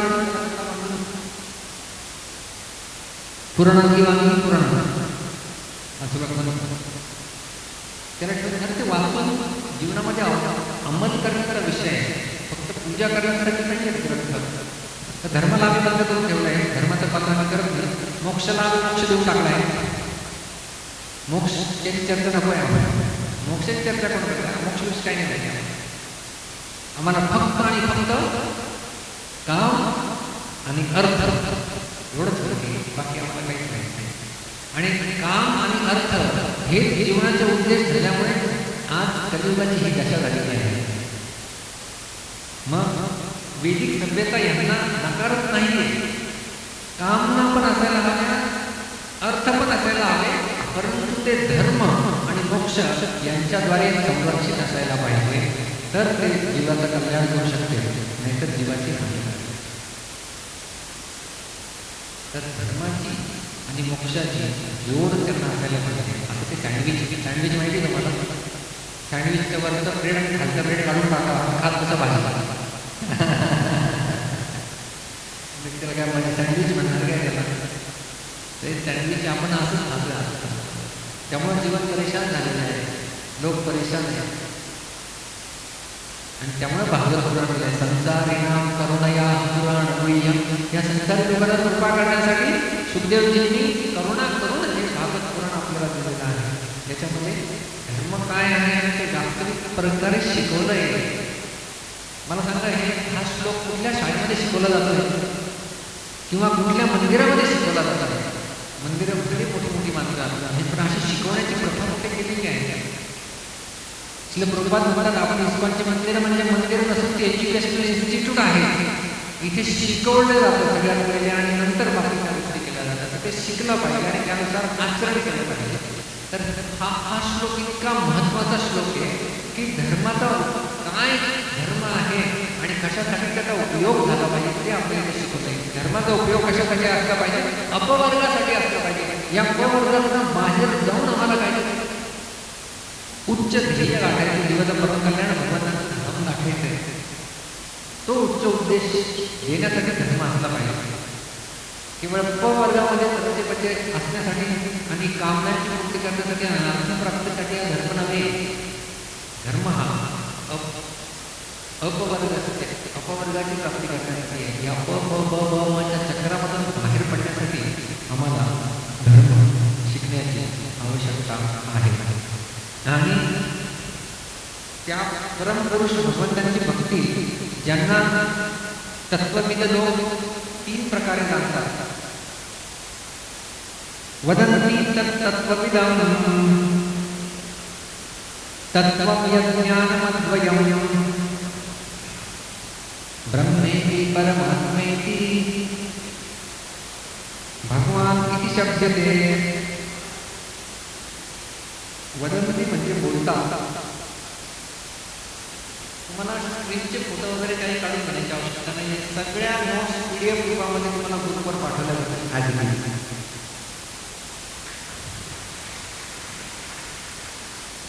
ॲज इट इज PDF मध्ये तुम्हाला त्या नोट्स होत असेल तर कोणी फोटो काढा ते अस्पष्ट येईल, कसं येईल, काय येईल, तुम्हाला दिसत नसेल नसेल काही प्रॉब्लेम. तुमच्या मोबाईलमध्ये हँडी रूपाने तुम्हाला त्या सगळ्या ॲज इट इज दिसून नसेल, काही प्रॉब्लेम नाही.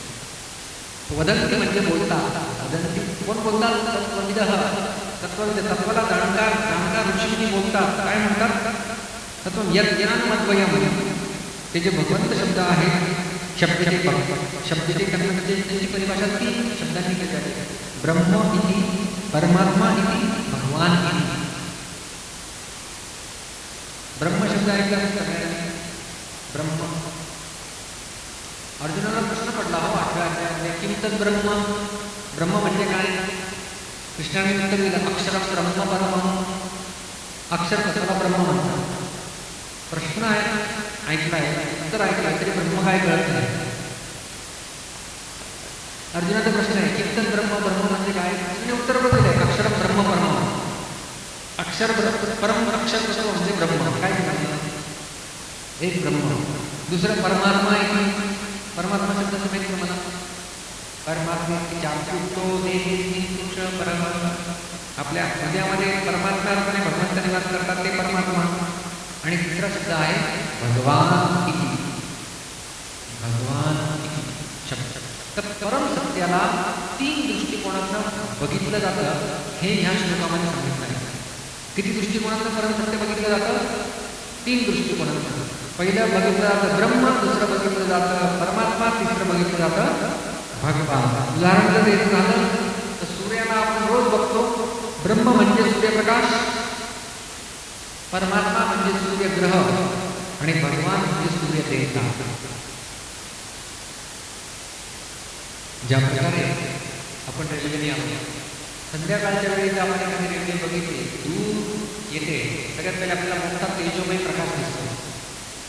आपल्याला वाटतं प्रकाश म्हणजे रेल्वे आहे, पण तो प्रकाश तो हेडलाईट येतो. त्यानंतर थोडं अजून जवळ आल्यावर आपल्याला कळतं, अरे इथं इंजिन आहे, इंजिनचा हा लाईट आहे आणि या इंजिनला खूप साऱ्या बोगी कनेक्ट केलेले, रेल्वे कनेक्टेड आहे, म्हणजे परमात्मा झाला. आणि त्यानंतर कळतं, अरे ही ट्रेन नाशिकवरनं हरिद्वारला चाललेली आहे, त्याच्यामध्ये बसून आम्ही देखील हरिद्वारला जाऊ शकतो आणि त्याच्यामध्ये तिकीट काढून आता आपण आपलं सीट रिझर्व करू शकतो. जेव्हा आपल्याला अजून डीपमध्ये त्याचं नॉलेज येतं, त्याला म्हणतात भगवान. ब्रह्म म्हणजे लाईट, ब्रह्मज्योती. परमात्मा म्हणजे हृदयामध्ये स्थित असलेले परमात्मा. आणि भगवान म्हणजे साक्षात भगवान. सुंदर ते ध्यान उभे विटेवरी ते भगवान, ते भगवान. बरहा पीडम कर्णयो हो कर्णिकार ते भगवान. व्यक्तिगत रूप भगवंतांचं, साकार रूप भगवंतांचं, ते म्हणजे भगवान. काही लोक असतात, आम्ही तर निराकाराची उपासना करतो. हो, ऐकलं नाही? निर्गुण निराकार परम सत्य ब्रह्म है. काय सांगायचं? निर्गुण निराकार तत्व आहे, पण मग त्या देवाला नैवेद्य कसं दाखवाल तुम्ही? निर्गुण निराकारला नैवेद्य दाखवता येईल? जर आकार रूप असेल, भगवंताचं रूप असेल, रूप पाहता लोचनी, ते रूप आहे, ते रूप आहे, त्याचं रूपाचं सौंदर्य आहे, त्या सौंदर्याचं वर्णन आपल्या आचार्यांनी करून ठेवलेलं आहे. त्या रूपाचे ध्यान, ते रूप. तर ते जे रूप आहे भगवंताचं, त्याला म्हणतात भगवान किती शब्द ते आहे भगवान. त्या भगवंतांची परमभक्ती, जो कोणी ज्ञान मार्गाचं पालन करतो त्याला ब्रह्मतत्व प्राप्त होऊ शकतो. ब्रह्म म्हणजे काय? ह्या जगताच्या पलीकडे परम आणि यस्य प्रभा प्रभवतो जगदंड कोटी, भगवंतांच्या शरीरातून जे प्रकाश नसतो त्या प्रकाशाद्वारे आध्यात्मिक संसार प्रकाशित होत असतो. त्यामुळे 15व्या अध्यायाच्या 9व्या श्लोकामध्ये भगवंतांनी आपल्या धामाचं वर्णन करताना म्हटलेलं आहे, न तद्भासयते सूर्यो न शशांको न पावकः यद्गत्वा न निवर्तन्ते तद्धाम परमं मम. ते माझं परमधाम आहे जिथे गेल्यानंतर परत येत नाही, परंतु त्या धामाला सूर्य देखील प्रकाशित करत नाही. न तद्भासयते सूर्यो न शशांको, त्यामध्ये चंद्रमा पण नाही पाहिजे, न पावकः आम्हाला अग्नी पण नाही पाहिजे. अरे मग लाईट कुठून मिळतोय? कल्पना करा, आमचं जग आहे, सूर्य पण नाही, चंद्र पण नाही, फायर पण नाही, इलेक्ट्रिसिटी पण नाही, मग तिथे प्रकाश कुठून येतोय? यस्य प्रभा प्रभवतो जगदंड कोटी, भगवंतांच्या शरीरामधून येणारी प्रभा सर्वांना प्रकाशित करते. आणि ती प्रभा म्हणजे ब्रह्म. काही लोक लिहितात ब्रह्मलीन म्हणजे त्या ब्रह्मामध्ये जातो, पण तिथे भगवंताची सेवा नाही. आणि परमात्मा म्हणजे हृदयामध्ये असलेले परमात्मा, त्यांच्यावर ध्यान करणे. सर्वस्यचाहं हृदि सन्निविष्टो मत्तः सन्ति ज्ञानम् अपोहनं. सर्वांच्या हृदयामध्ये स्थित आहे तो परमात्मा, त्यांच्यावर ध्यान करणे. हे अष्टांग योगी. इथून तुम्ही जर हिमालयामध्ये गेले तर हिमालयामध्ये कधी खूप सारे योगी आपल्याला भेटले जे ध्यान करतायत. ध्यानावस्थित दद्गतेन मनसा पश्यन्ति योगिनो. योगी लोक परम ध्यानावस्थेमध्ये भगवंतांना बघतात हृदयामध्ये. ते झालं परमात्मा साक्षात्कार. परंतु तिसरा आहे भक्तियोगी, जो न ब्रह्माला जास्त जाणतो न परमात्म्याला जास्त जाणतो, पण तो भगवंतांना जाणतो. भगवान ते सुंदर रूप आम्हाला जे दिसत आहे भगवंतांचं विभूल. आणि म्हणून उदाहरण दिलं जातं की आपले जे 5 इंद्रिया आहेत त्या 5 इंद्रियांद्वारे जेव्हा आपण आस्वादन करतो गोष्टींचं, शब्द स्पर्श रूप रस गंध, अशा 5 तन्मात्रांच्या द्वारे आपण पंचेंद्रियांनी ज्ञान आस्वादन करत असतो. आणि तुमच्या समोर जर दूध आहे, दूध आणि दुधाचं जर आपल्याला आस्वादन करायचं आहे, सगळ्यात पहिले डोळ्याने बघितलं काय कळेल? फक्त रंग कळेल, सफेद दिसतंय. कानाने जर गुणगान ऐकलं, हे हेतू मिल्क आहे, हे अहिंसा दूध आहे, खूप सुंदर आहे, ओके अच्छा असं आहे का, कानाने मिळालं. दुसरं थोडं त्वचेने स्पर्श करून बघितला, अच्छा काहीतरी द्रव पदार्थ लागतोय, घट्ट आहे, चांगला आहे. आणि त्याला आता सुगंध घेऊया त्याचा. दुधाचा सुगंध घेतल्यानंतर वा वा किती सुगंध चांगला आहे. प्रत्येक इंद्रियाद्वारे दुधाचा थोडा थोडा अनुभव आला, दुधाचा थोडा थोडा साक्षात्कार झाला. पण दुधाचा परिपूर्ण साक्षात्कार तेव्हा होईल जेव्हा ते जिभेद्वारे आपल्या शरीरामध्ये जाईल आणि बाकी सर्व इंद्रियांचं पोषण करेल. तर परिपूर्ण साक्षात्कार दुधाचा तेव्हा आहे जेव्हा जिव्हा त्याचा आस्वादन करेल, जिव्हाद्वारे ते मध्ये जाईल आणि आपल्या शरीराला पोषण करेल. त्याद्वारे ह्या परम सत्य, सत्यम परम धीमहि, त्या परम सत्याचा साक्षात्कार करायचा असेल तर ज्ञानयोगाने होतो, पण तो परिपूर्ण नाही. अष्टांग योगाने होतो पण तो परिपूर्ण नाही. आणि भक्तियोगाने होतो तो परिपूर्ण आहे. भक्तियोगाने होणारा भगवंतांचा साक्षात्कार म्हणजे जिभेने दूध पिणे, ज्ञानयोगाने होणारा भगवंतांचा साक्षात्कार म्हणजे कुठेतरी कानाने ऐकणे, अच्छा असं आहे, ओके व्हेरी गुड, खूप छान दूध आहे, तीच राहणे. आणि भगवंतांचा भक्त त्या भगवंतांचा आस्वादन आपल्या सर्व इंद्रियांनी करतो आणि त्यामुळे तो आनंद होत असतो. जसं संत तुकाराम आपल्या सर्व इंद्रियांना, तुम्ही बघितलंय मंदिरामध्ये कुठल्या गेला असाल, बाहेर एक कासव ठेवलेला असतं, कासव बघितलंय? किती लोकांनी बघितले कासव? सजीव कासव नसतं, कासवाची मूर्ती ठेवली असते, कासवाचे अंग प्रत्यंग बाहेर आलेले असतात. गीतेच्या दुसऱ्या अध्यायामध्ये भगवंतांनी एक उदाहरण दिले. काय उदाहरण आहे? यदा संहरते चायं कूर्मोऽङ्गानीव सर्वशः इंद्रियाणि इंद्रियार्थेभ्यस्तस्य प्रज्ञा प्रतिष्ठिता. दुसरा अध्याय श्लोक संख्या 58. त्याच्यामुळे म्हणतात यदा संहारते त्रयं कुर्म अंगोनीव सर्वशः. जेव्हा त्या कासवावर संकट कोसळतं तेव्हा आपले सगळे अंग तो आतमध्ये घेऊन टाकतो. त्या प्रकारे भगवंतांचा भक्त जेव्हा बाहेर जगामध्ये वावरतो आपले सगळे अंग तो आतमध्ये घेऊन ठेवलेले असतात आणि जेव्हा तो भगवंतांच्या द्वारामध्ये येतो, भगवंतांच्या द्वारे उभा राहतो, तेव्हा तो सगळे आपल्या अंगाच्या कासवासारखे फलतो. त्याचं ते प्रतीक म्हणजे कासव ठेवलेलं असतं. आता तुमची सगळी इंद्रिय उभी करा, कानाद्वारे भगवंतांचं नाव ऐका, डोळ्याद्वारे भगवंतांचं रूप बघा, मस्तकाद्वारे भगवंतांना प्रणाम करा आणि तुमच्या चित्तामध्ये भगवंतांच्या त्या चरणांचं स्मरण करा.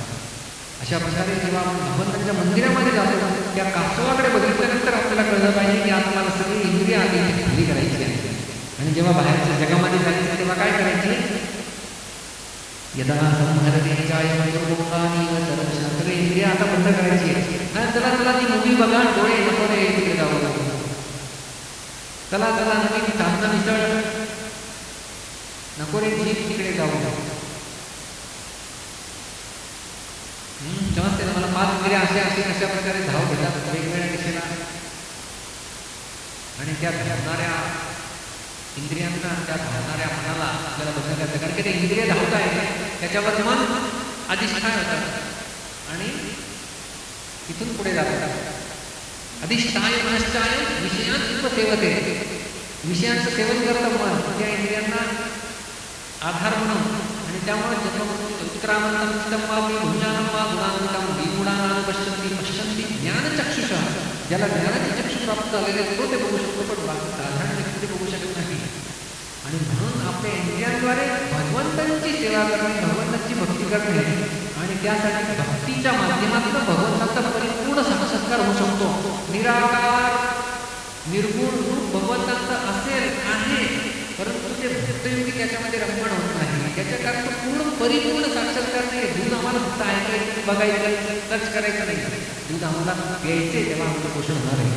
तशा प्रकारे भगवंतांचं पूर्ण आस्वादन, परिपूर्ण साक्षात्कार आम्हाला भक्तियोगच देऊ शकतो. आणि म्हणून ती भक्तियोग हे जगाचं कल्याण करणारी वस्तू आहे आणि सर्व शास्त्रांचा सार आहे असं स्वामी सांगताय. आणि ते परमब्रह्म जे आहे ते भक्तीच्या योगाने आपण जाणलं पाहिजे. तत्सर्वधानयो ज्ञानवैराग्ययुक्तया पश्यन्त्यात्मनिचात्मानं भक्त्या श्रुतगृहीतया. अशा प्रकारचे कोणी इतर श्रद्धा असलेले कोणी ज्ञानवैराग्ययुक्तया, ज्ञान आणि वैराग्याच्या युक्त पश्यन्त्यात्मनिचात्मानं अशा प्रकारचे भगवंतांना साक्षात्कार करतात आणि भक्त्या श्रुतगृहीतया अशा प्रकारे भगवंतांना ग्रहण करतात. कशाद्वारे? श्रुतगृहीतया ऐकून भगवंतांची भक्ती प्रारंभ करतात. त्यामुळे भक्तीचं पहिलं सोपान आहे श्रवण. आपण श्रवण करतोय तिथून आपली भक्ती प्रारंभ होते आहे, प्रारंभ झाली आहे. श्रवणद्वारे आपण भगवंतांना ग्रहण करू शकतो. आणि त्यामुळं सगळ्या वर्णाश्रम, कोणी ब्रह्मचर्य असेल, वानप्रस्थ असेल, गृहस्थ असेल, कन्यासी असेल, कोणी ब्राह्मण असेल, क्षत्रिय असेल, वैश्य असेल, शूद्र असेल, कोणीही असो, अथवा विजयश्रेष्ठा वर्णाश्रम विभागशः स्वनुष्ठितस्य धर्मस्य संसिद्धिर्हरितोषणम्. हे द्विजश्रेष्ठा, हे ब्राह्मणा, प्रत्येक मनुष्यासाठी जरी त्यांना वर्णाश्रम विभागशः कुठल्याही वर्ण आणि कुठल्याही आश्रममध्ये ते स्थित असेना, स्वनुष्ठितस्य धर्मस्य त्यांनी आपल्या आपल्या आश्रमाचं कर्तव्य धर्माचं पालन करत करत करत काय करायचं, उद्देश म्हणजे सगळ्यांचा संसिद्धिर्हरितोषणम्. ही शेवटची ओळ आपल्यासाठी सर्वात महत्वाची आहे. संसिद्धी हरितोषणम्. आपल्या जीवनाची संसिद्धी परिपूर्णता आपल्याला प्राप्त होणार आहे. आपल्या जीवनाची सिद्धी ती आहे, काय आहे? हरितोषणम्. आपल्या कर्तव्यांद्वारे भगवान हरींना संतुष्ट करणे, तोषण त्यांची संतुष्टी प्रीत्यर्थ कर्म करणे, ते आहे सर्व वर्णाश्रमांचं सार. आणि म्हणून ते सांगतात निष्कर्ष देत आहेत. पहिल्या प्रश्नाचं उत्तर कन्क्लूजनला अर्थ आहे, तस्मादेकेन मनसा भगवान तात्वतां पतिः श्रोतव्यः कीर्तितव्यश्च ध्येयः पूज्यश्च नित्यदा. तस्मात् म्हणजे म्हणून तस्मात् therefore एकेन मनसा एक चित्ताने एक मनाने भगवान तात्वतां पतिः, तात्वतां पती म्हणजे भक्तांचे प्रेमी पती भगवान श्रीकृष्ण यांच्या बारेमध्ये यांच्याविषयी श्रोतव्य श्रवण केलं पाहिजे, कीर्तितव्य त्यांच्याबद्दल बोललं पाहिजे, ध्येय त्यांच्यावर चित्त लावून ध्यान केलं पाहिजे, पूज्यश्च त्यांची पूजा केली पाहिजे, केव्हा केली पाहिजे, नित्यदा नित्य रूपाने केली पाहिजे, अखंडिता अभैरकी अप्रतिहता नित्यदा अखंडिता भक्ती. तर नित्य रूपाने त्या भगवंतांचं श्रवण करावं, कीर्तन करावं, चिंतन करावं आणि पूजन करावं असा निष्कर्ष गोस्वामी स्थापित करून देत आहे. आणि बुद्धिमान लोक भगवंतांचे स्मरण करून जे आहे ते कर्मबंधनातून देखील मुक्त होऊ शकतात. यदनुध्यानयुक्ता कर्मग्रंथी निबंधनम छिन्दन्ति कोविदास्तस्य को न कुर्यात् यथार्थिम्. असी म्हणजे तलवार, ज्ञानासीनः ज्ञानरूपी तलवार. इथे कुठे तलवार आहे? यत् अनुध्यासिना युक्ता भगवंतांवर ध्यानरूपी तलवार. यत् अनुध्यासिना युक्ता काय होईल त्याचा कर्मग्रंथी निबंधनम. आपल्या कर्माच्या ज्या गाठी बांधलेल्या आहेत त्या ग्रंथींचं निबंधन, त्यांचं छेदन करायचं आहे आपल्याला. कशा प्रकारे? छिन्दन्ति कोविदास्तस्य. बुद्धिमान लोक कशा प्रकारे छेदन करतात त्या ग्रंथींचं भगवंतांवर ध्यान रूपी तलवारीने ते त्यांचं छेदन करतात आणि ते ध्यान होऊ शकतं भगवंतांची कथा ऐकून. त्यामुळे कोण कुठल्याच कथा ऐकतील, त्यामुळे कोण व्यक्ती आहे त्या भगवंतांच्या कथेमध्ये रुची किंवा आनंद घेतात. तर प्रत्येकाने भगवंतांच्या कथेमध्ये आनंद घेतला पाहिजे. कारण की अशा भगवंतांच्या फक्त ध्यान करण्याने त्या ध्यानरूपी तलवारीने कर्मग्रंथी त्यांचं छेदन होऊ शकतं. आपल्या कर्मग्रंथींचं छेदन बाकी कशानेच केलं जाऊ शकतं माहिती तुम्हाला. म्हणता ना कर्माचे भोग भोगावेच लागतात. कर्माचे भोग भोगले जाते, पण ते सगळे कर्मबंधनांचं छेदन करायचं असेल तर आपल्याला लागेल एक तलवार. आणि कुठली ती तलवार? अनुध्यासिना युक्ता भगवंतांच्या ध्यानरूपी तलवारीने आपण छिन्दन्ति कोविदास्त असते बुद्धिमान व्यक्ती छेदन करून टाकतो कर्मग्रंथी. अशा प्रकारे अजून ते पुढे श्लोकांची शृंखला करणार आहेत. पण त्या शृंखलेच्या आधी भक्तीचे 9 स्तर आपल्याला माहीत पाहिजे.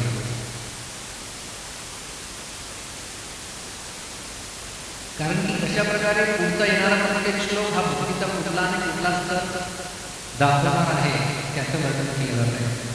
तर भक्ती जसं नवविधा भक्तीचे 9 अंग म्हणजे त्या 9 प्रकारे भक्ती केली जाते. पण जेव्हा एखाद्या व्यक्तीने भक्ती करणं प्रारंभ केला आहे तर तो सुरुवातपासून शेवटपर्यंत त्याला सिद्धी कशी प्राप्त होते त्याच्या प्रगतीचे 9 स्तर आहेत. म्हणजे फक्त 9 एक्झाम आपल्याला पास करायचे आहे.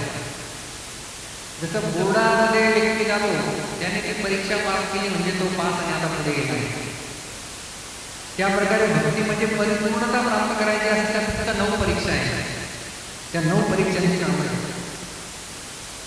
आदौ श्रद्धा, तथा साधुसंग, भजन क्रिया, अनन्यवृत्ती, निष्ठा, रुची, आसक्ती, भाव आणि प्रेम. या 9 स्तर आहेत. या स्तरांद्वारे भक्तीमध्ये तो अग्रसर होत असतो, पुढे पुढे पुढे जात असतो. नाहीतर 5 वर्षात भक्ती केलेला अभ्यास केलेला व्यक्ती आणि 50 वर्ष अभ्यास केलेला व्यक्ती याच्यामध्ये अंतर कसं कळेल? तर तो या भक्तीच्या 9 पैकी कुठल्या स्तरावर आहे त्यावर कळेल. किती वर्ष केले त्याची काही महत्त्व नाही आहे. कुठल्या स्तरावर येतो ते दाखवा. सगळ्यात पहिले आपली भक्ती प्रारंभ होत असते श्रद्धा. आदौ श्रद्धा. सगळ्यात पहिले श्रद्धा व्यक्ती होते. तुम्हाला वाटलं असेल चला काहीतरी कथा ऐकूया अधिक मासाची, श्रद्धेपूर्वक तुम्ही आला आता, तर श्रद्धेने सुरुवात झाली. श्रद्धा आहे म्हणून मंदिरामध्ये लोक देखतोय, थोडी श्रद्धा असते, कार्यक्रम प्रारंभ होतो आणि श्रद्धानंतर सुरुवात होत असते साधू संघ. मग तिथे आपल्याला साधू संगती मिळते. मग साधू आपल्याला काय सांगतात, अरे सकाळी उठून लवकर जम करा, सकाळी सांगतात की नाही. साधू काही ना काही सांगतात. त्यांनी म्हणजे जे दिलं त्याला म्हणतात भजन क्रिया. त्यांनी आपल्याला भजन क्रिया दिली. मग ती भजन क्रिया आपण इतक्या रूपाने जेव्हा करत राहतो त्यानंतर काय होतं, धनांतरी हृदयामध्ये अनर्थ आहे. आपले खूप चांगले मित्र आपण हृदयामध्ये बसून ठेवलेले आहेत. काम, क्रोध, लोभ, मद, मोह, मत्सर, ते तर आहे षडजगू, ते शत्रू आहेत. त्यांना आपण मित्र म्हणून हृदयामध्ये बसून ठेवलं आहे. जेव्हा भगवंताचं नाव घेतो तेव्हा एक काळी मागणी सगळे पक्षी उडाले. तसे नाम जप जसा प्रारंभ होतो तसे एक एक पक्षी उडायला लागतं आणि चित्त शुद्ध होत जातं.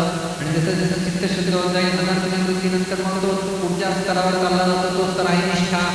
निष्ठा म्हणजे आता त्याची भक्ती बळकट आणि पक्की झाली आहे. कोणी किती सांगितलं, अरे तू नमद मंदिरात जाय तिथं जाणार काही हो. जसे प्रल्हाद महाराज त्याच्या वडील हिरण्यकश्यपूने सांगितलं, तू भक्ती करतोय, भक्ती बंद करायचं तलवार नाही, मुंडकं उडवेल. तुम्ही काय करायचं नाही करा, मी भक्ती सोडणार नाही. याला म्हणतात निष्ठा. आणि मग निष्ठेच्या पुढे जाऊन मग त्याला व्यक्तीला आता फक्त निष्ठा कर्तव्य कर्म म्हणून नाही, तर त्याला आता रुची प्राप्त झाली. रुची प्राप्त झाली त्याला आता अशी रुची प्राप्त झाली की हातात जपमा सुटत नाही. आता त्याच्यामध्ये आनंद यायला लागला.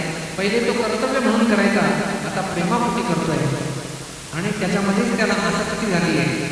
आता तो आसक्त झालेला आहे त्या विधीला आणि इतकी भगवंतांप्रती आसक्ती आणि आता तो भाव स्तरापर्यंत पोहोचला आहे.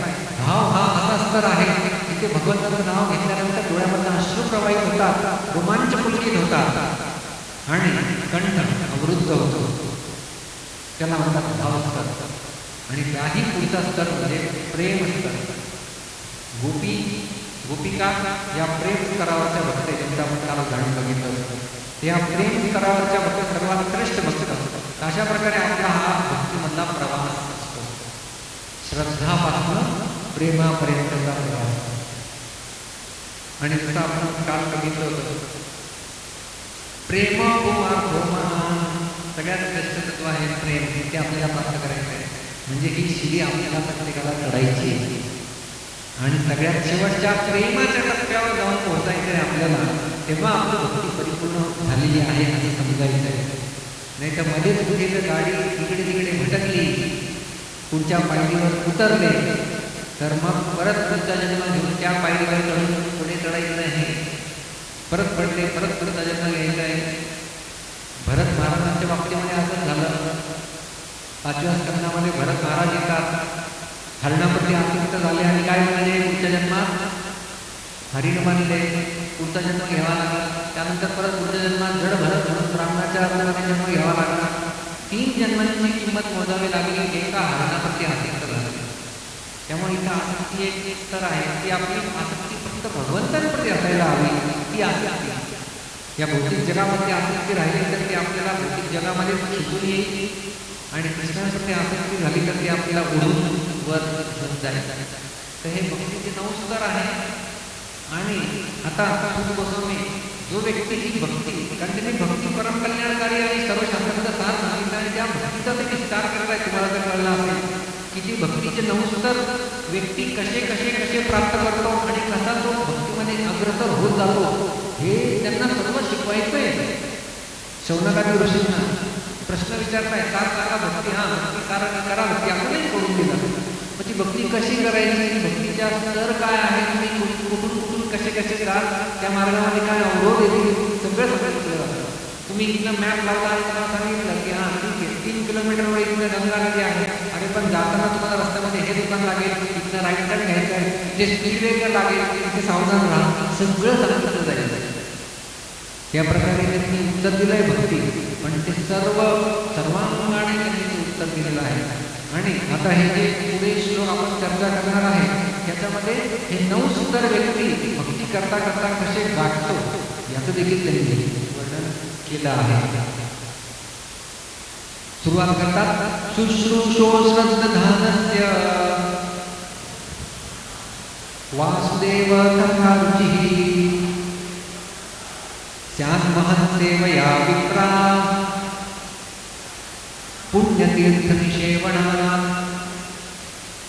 शुश्रूषा शुश्रूषा शुश्रूषा हॉस्पिटल आहे नाशिकमध्ये. शुश्रूषा शुश्रूषा म्हणजे सेवा. शुश्रूषा सेवा करणे. कुणाची सेवा करणे? पुण्यतीर्थनिषेवणात्. भगवंतांच्या महान भक्तांची श्रद्धापूर्वक सेवा केल्यानंतर वासुदेव कथा रुची, भगवंतांच्या कथेमध्ये रुची उत्पन्न होणार.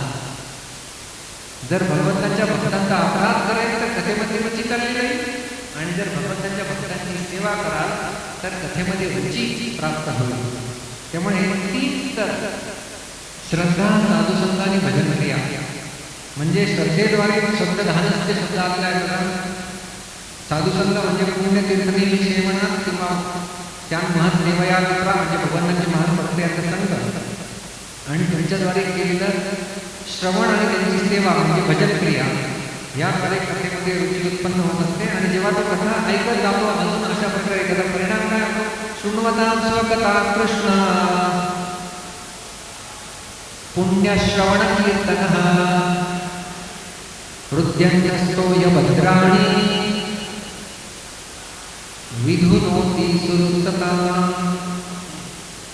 मग शृण्वतां स्वकथा कृष्ण. आता अशा प्रकारे भक्तांच्या संघामध्ये येऊन तो कथेचं श्रवण करतो. आणि कसं कथा आहे ती? पुण्यश्रवण कीर्तनः, पुण्यदायक करणारी ती कथा, त्याचं श्रवण कीर्तन. त्याने काय होतं?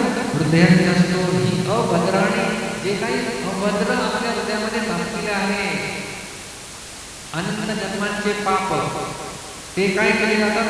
विधुनोति, त्यांना धुवून टाकलं जातं. कपड्यावर खूप जुना डाग असेल तर त्याला खूप सारं घासावं लागतं. त्या प्रकारे हृदयामध्ये खूप साऱ्या जन्मांचे संस्कार आलेले आहेत, त्यांना खूप सारं धुवावं लागेल. म्हणजे साधं धुवती नाही तर विधुनोति पाहिजे. रीत सफेदी ऐसी चमकार और तर ती रीत साबण म्हणजे कुठली आहे? पुण्यश्रवण कीर्तन आहे. भजन क्रिया आणि अनर्थची कृती दोन्हींचं वर्णन केले श्री प्रभुपाद भक्तात तात्पर्यामध्ये. भगवान कृष्णाचे संदेश किंवा उद्देश भगवंतांपासून भिन्न नाही. म्हणून जेव्हा अपराध रहित म्हणून भगवंतांविषयी कीर्तन केले जाते तेव्हा भगवान कृष्ण शब्दरूपाने तेथे उपस्थित असतात.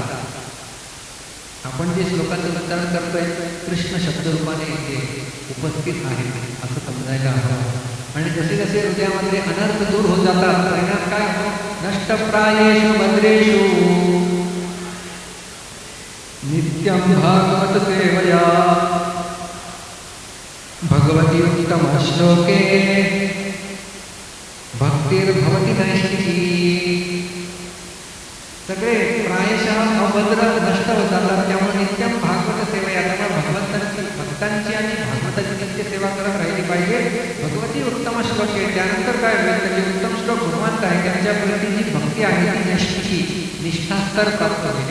अनंत निवृत्ती आणि निष्ठा हे दोन स्तर या श्लोकामध्ये सांगितले आहे. आणि तशी तशी भक्ती आता निष्ठा स्तराला प्राप्त होईल. त्याचा परिणाम काय होईल?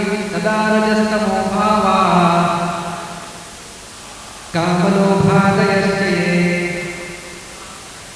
चेतयेतैरनाविद्धं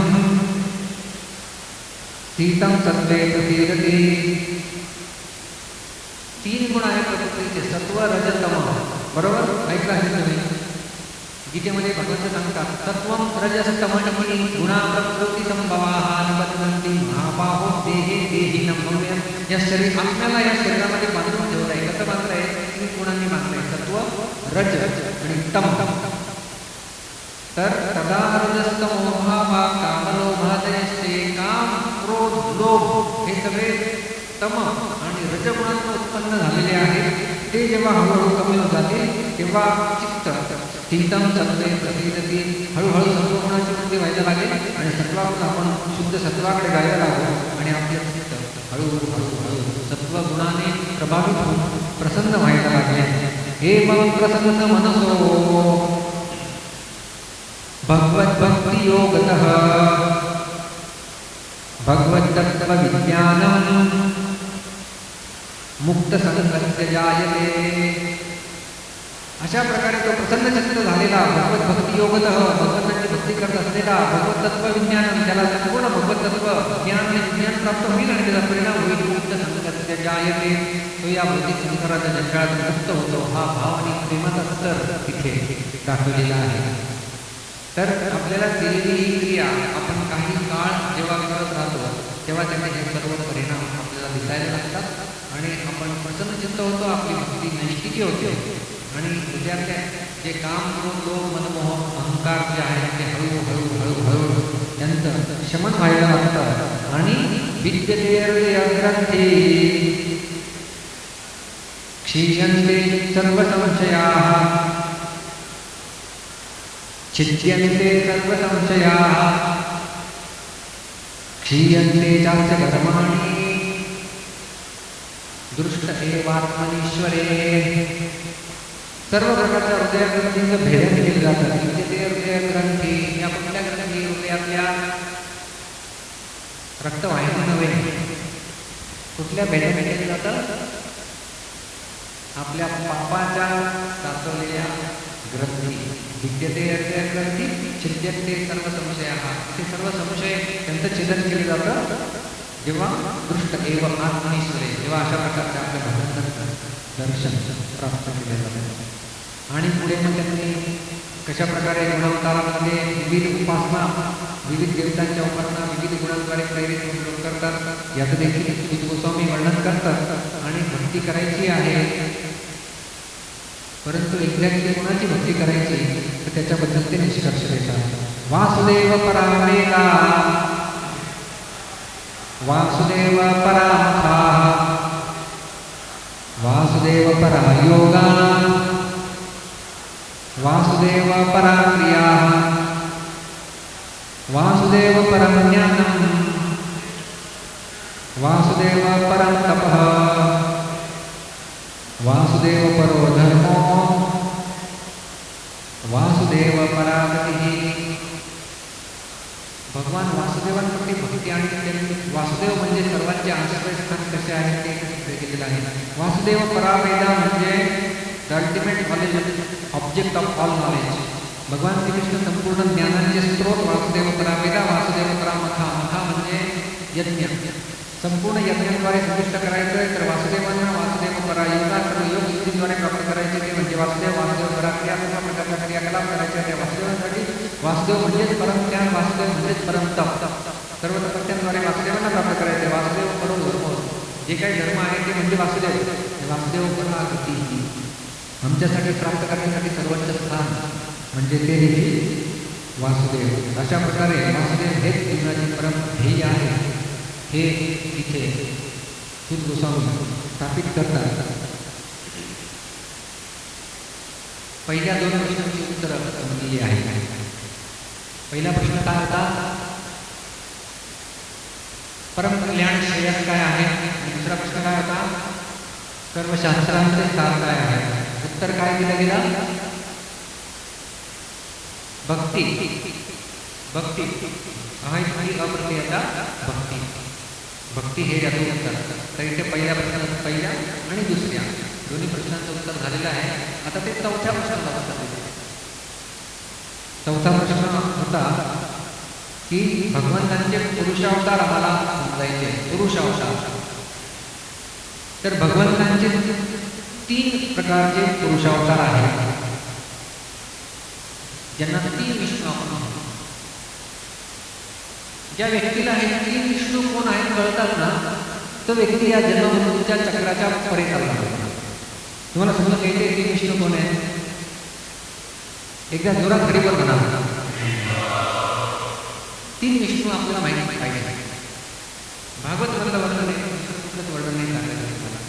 तुम्ही म्हणा कसे 3 त्यामध्ये विष्णू माहिती आहे. शुक्लांबरधरं विष्णू शशिवर्णं चतुर्भुजं तेवढे आम्हाला माहिती आहे. आज 3 विष्णू कसे आले?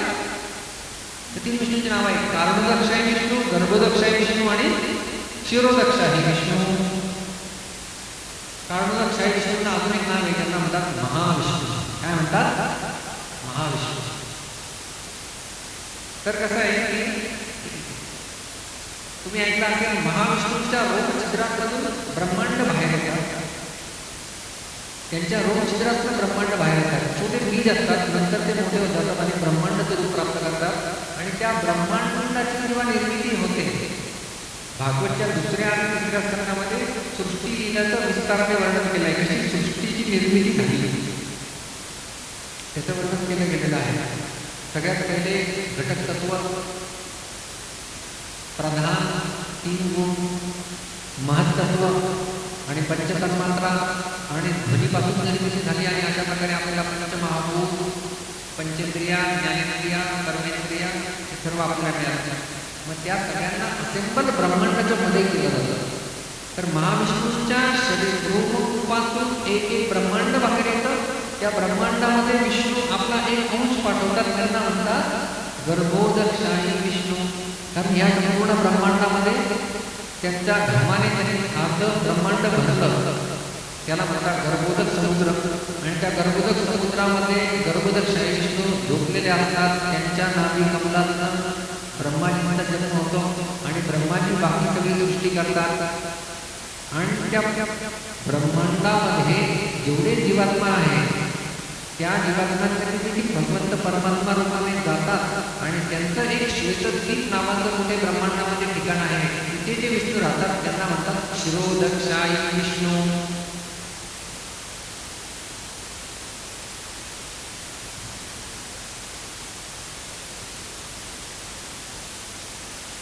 ही विष्णू म्हणजे महाविष्णू झोपलेले आहेत. लक्ष्मीजी त्यांची चरणसेवा करत आहे. त्यांच्या रोम रूपात खूप सारे ब्रह्मांड बाहेर येतात. एक ब्रह्मांड बाहेर आलं. या ब्रह्मांडामध्ये जे विष्णू झोपले हे विष्णूचं नाव काय आहे? पहिले कारणोदकशाही विष्णू किंवा महाविष्णू. त्याच्यामधनं जे आले ब्रह्मांडामध्ये गेले गर्भोदकशाही विष्णू. आता हे गर्भोदकशाही विष्णू बोलल्यानंतर याच्यामधनं नाभी कमळ, त्याच्यावर ब्रह्माजींची उत्पत्ती. आणि इथे कुठेतरी क्षीरोदकशाही विष्णू झोपलेले आहेत.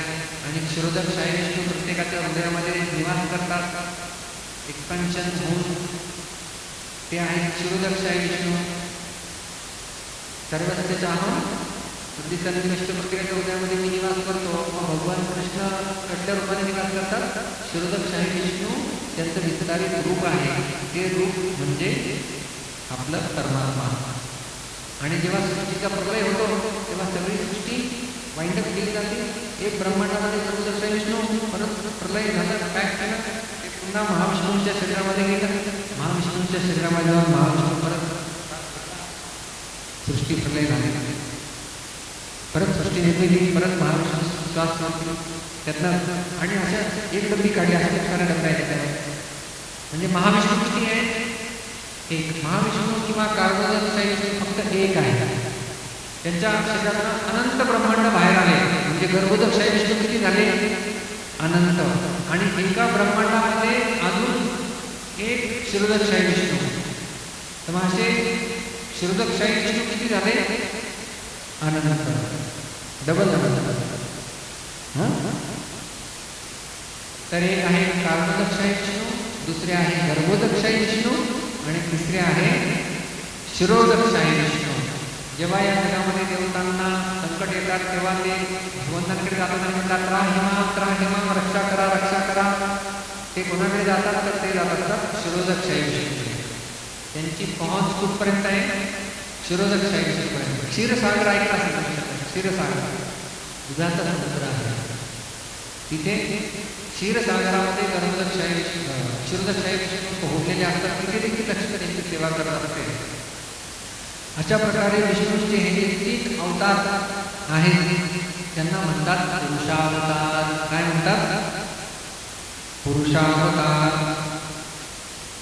आणि आता ते प्रश्न 3चं उत्तर देतात. तिसरा प्रश्न होता भगवान कृष्णाच्या अवतरणाचा उद्देश काय आहे? भगवंत का अवतरित होता? तर चत्वशीत लोकांचा उद्धार करण्यासाठी लोकांना लीला करून आपल्याकडे आकर्षित करून घेण्यासाठी भगवंत अवतरित होतात. कशासाठी अवतरित होतात प्रश्न विचारला ना. कृष्ण अवतरित होतात. कशासाठी अवतरित होतात? आपल्या मनमोहक लीला करून लोकांची मन आपल्याकडे आकर्षित करून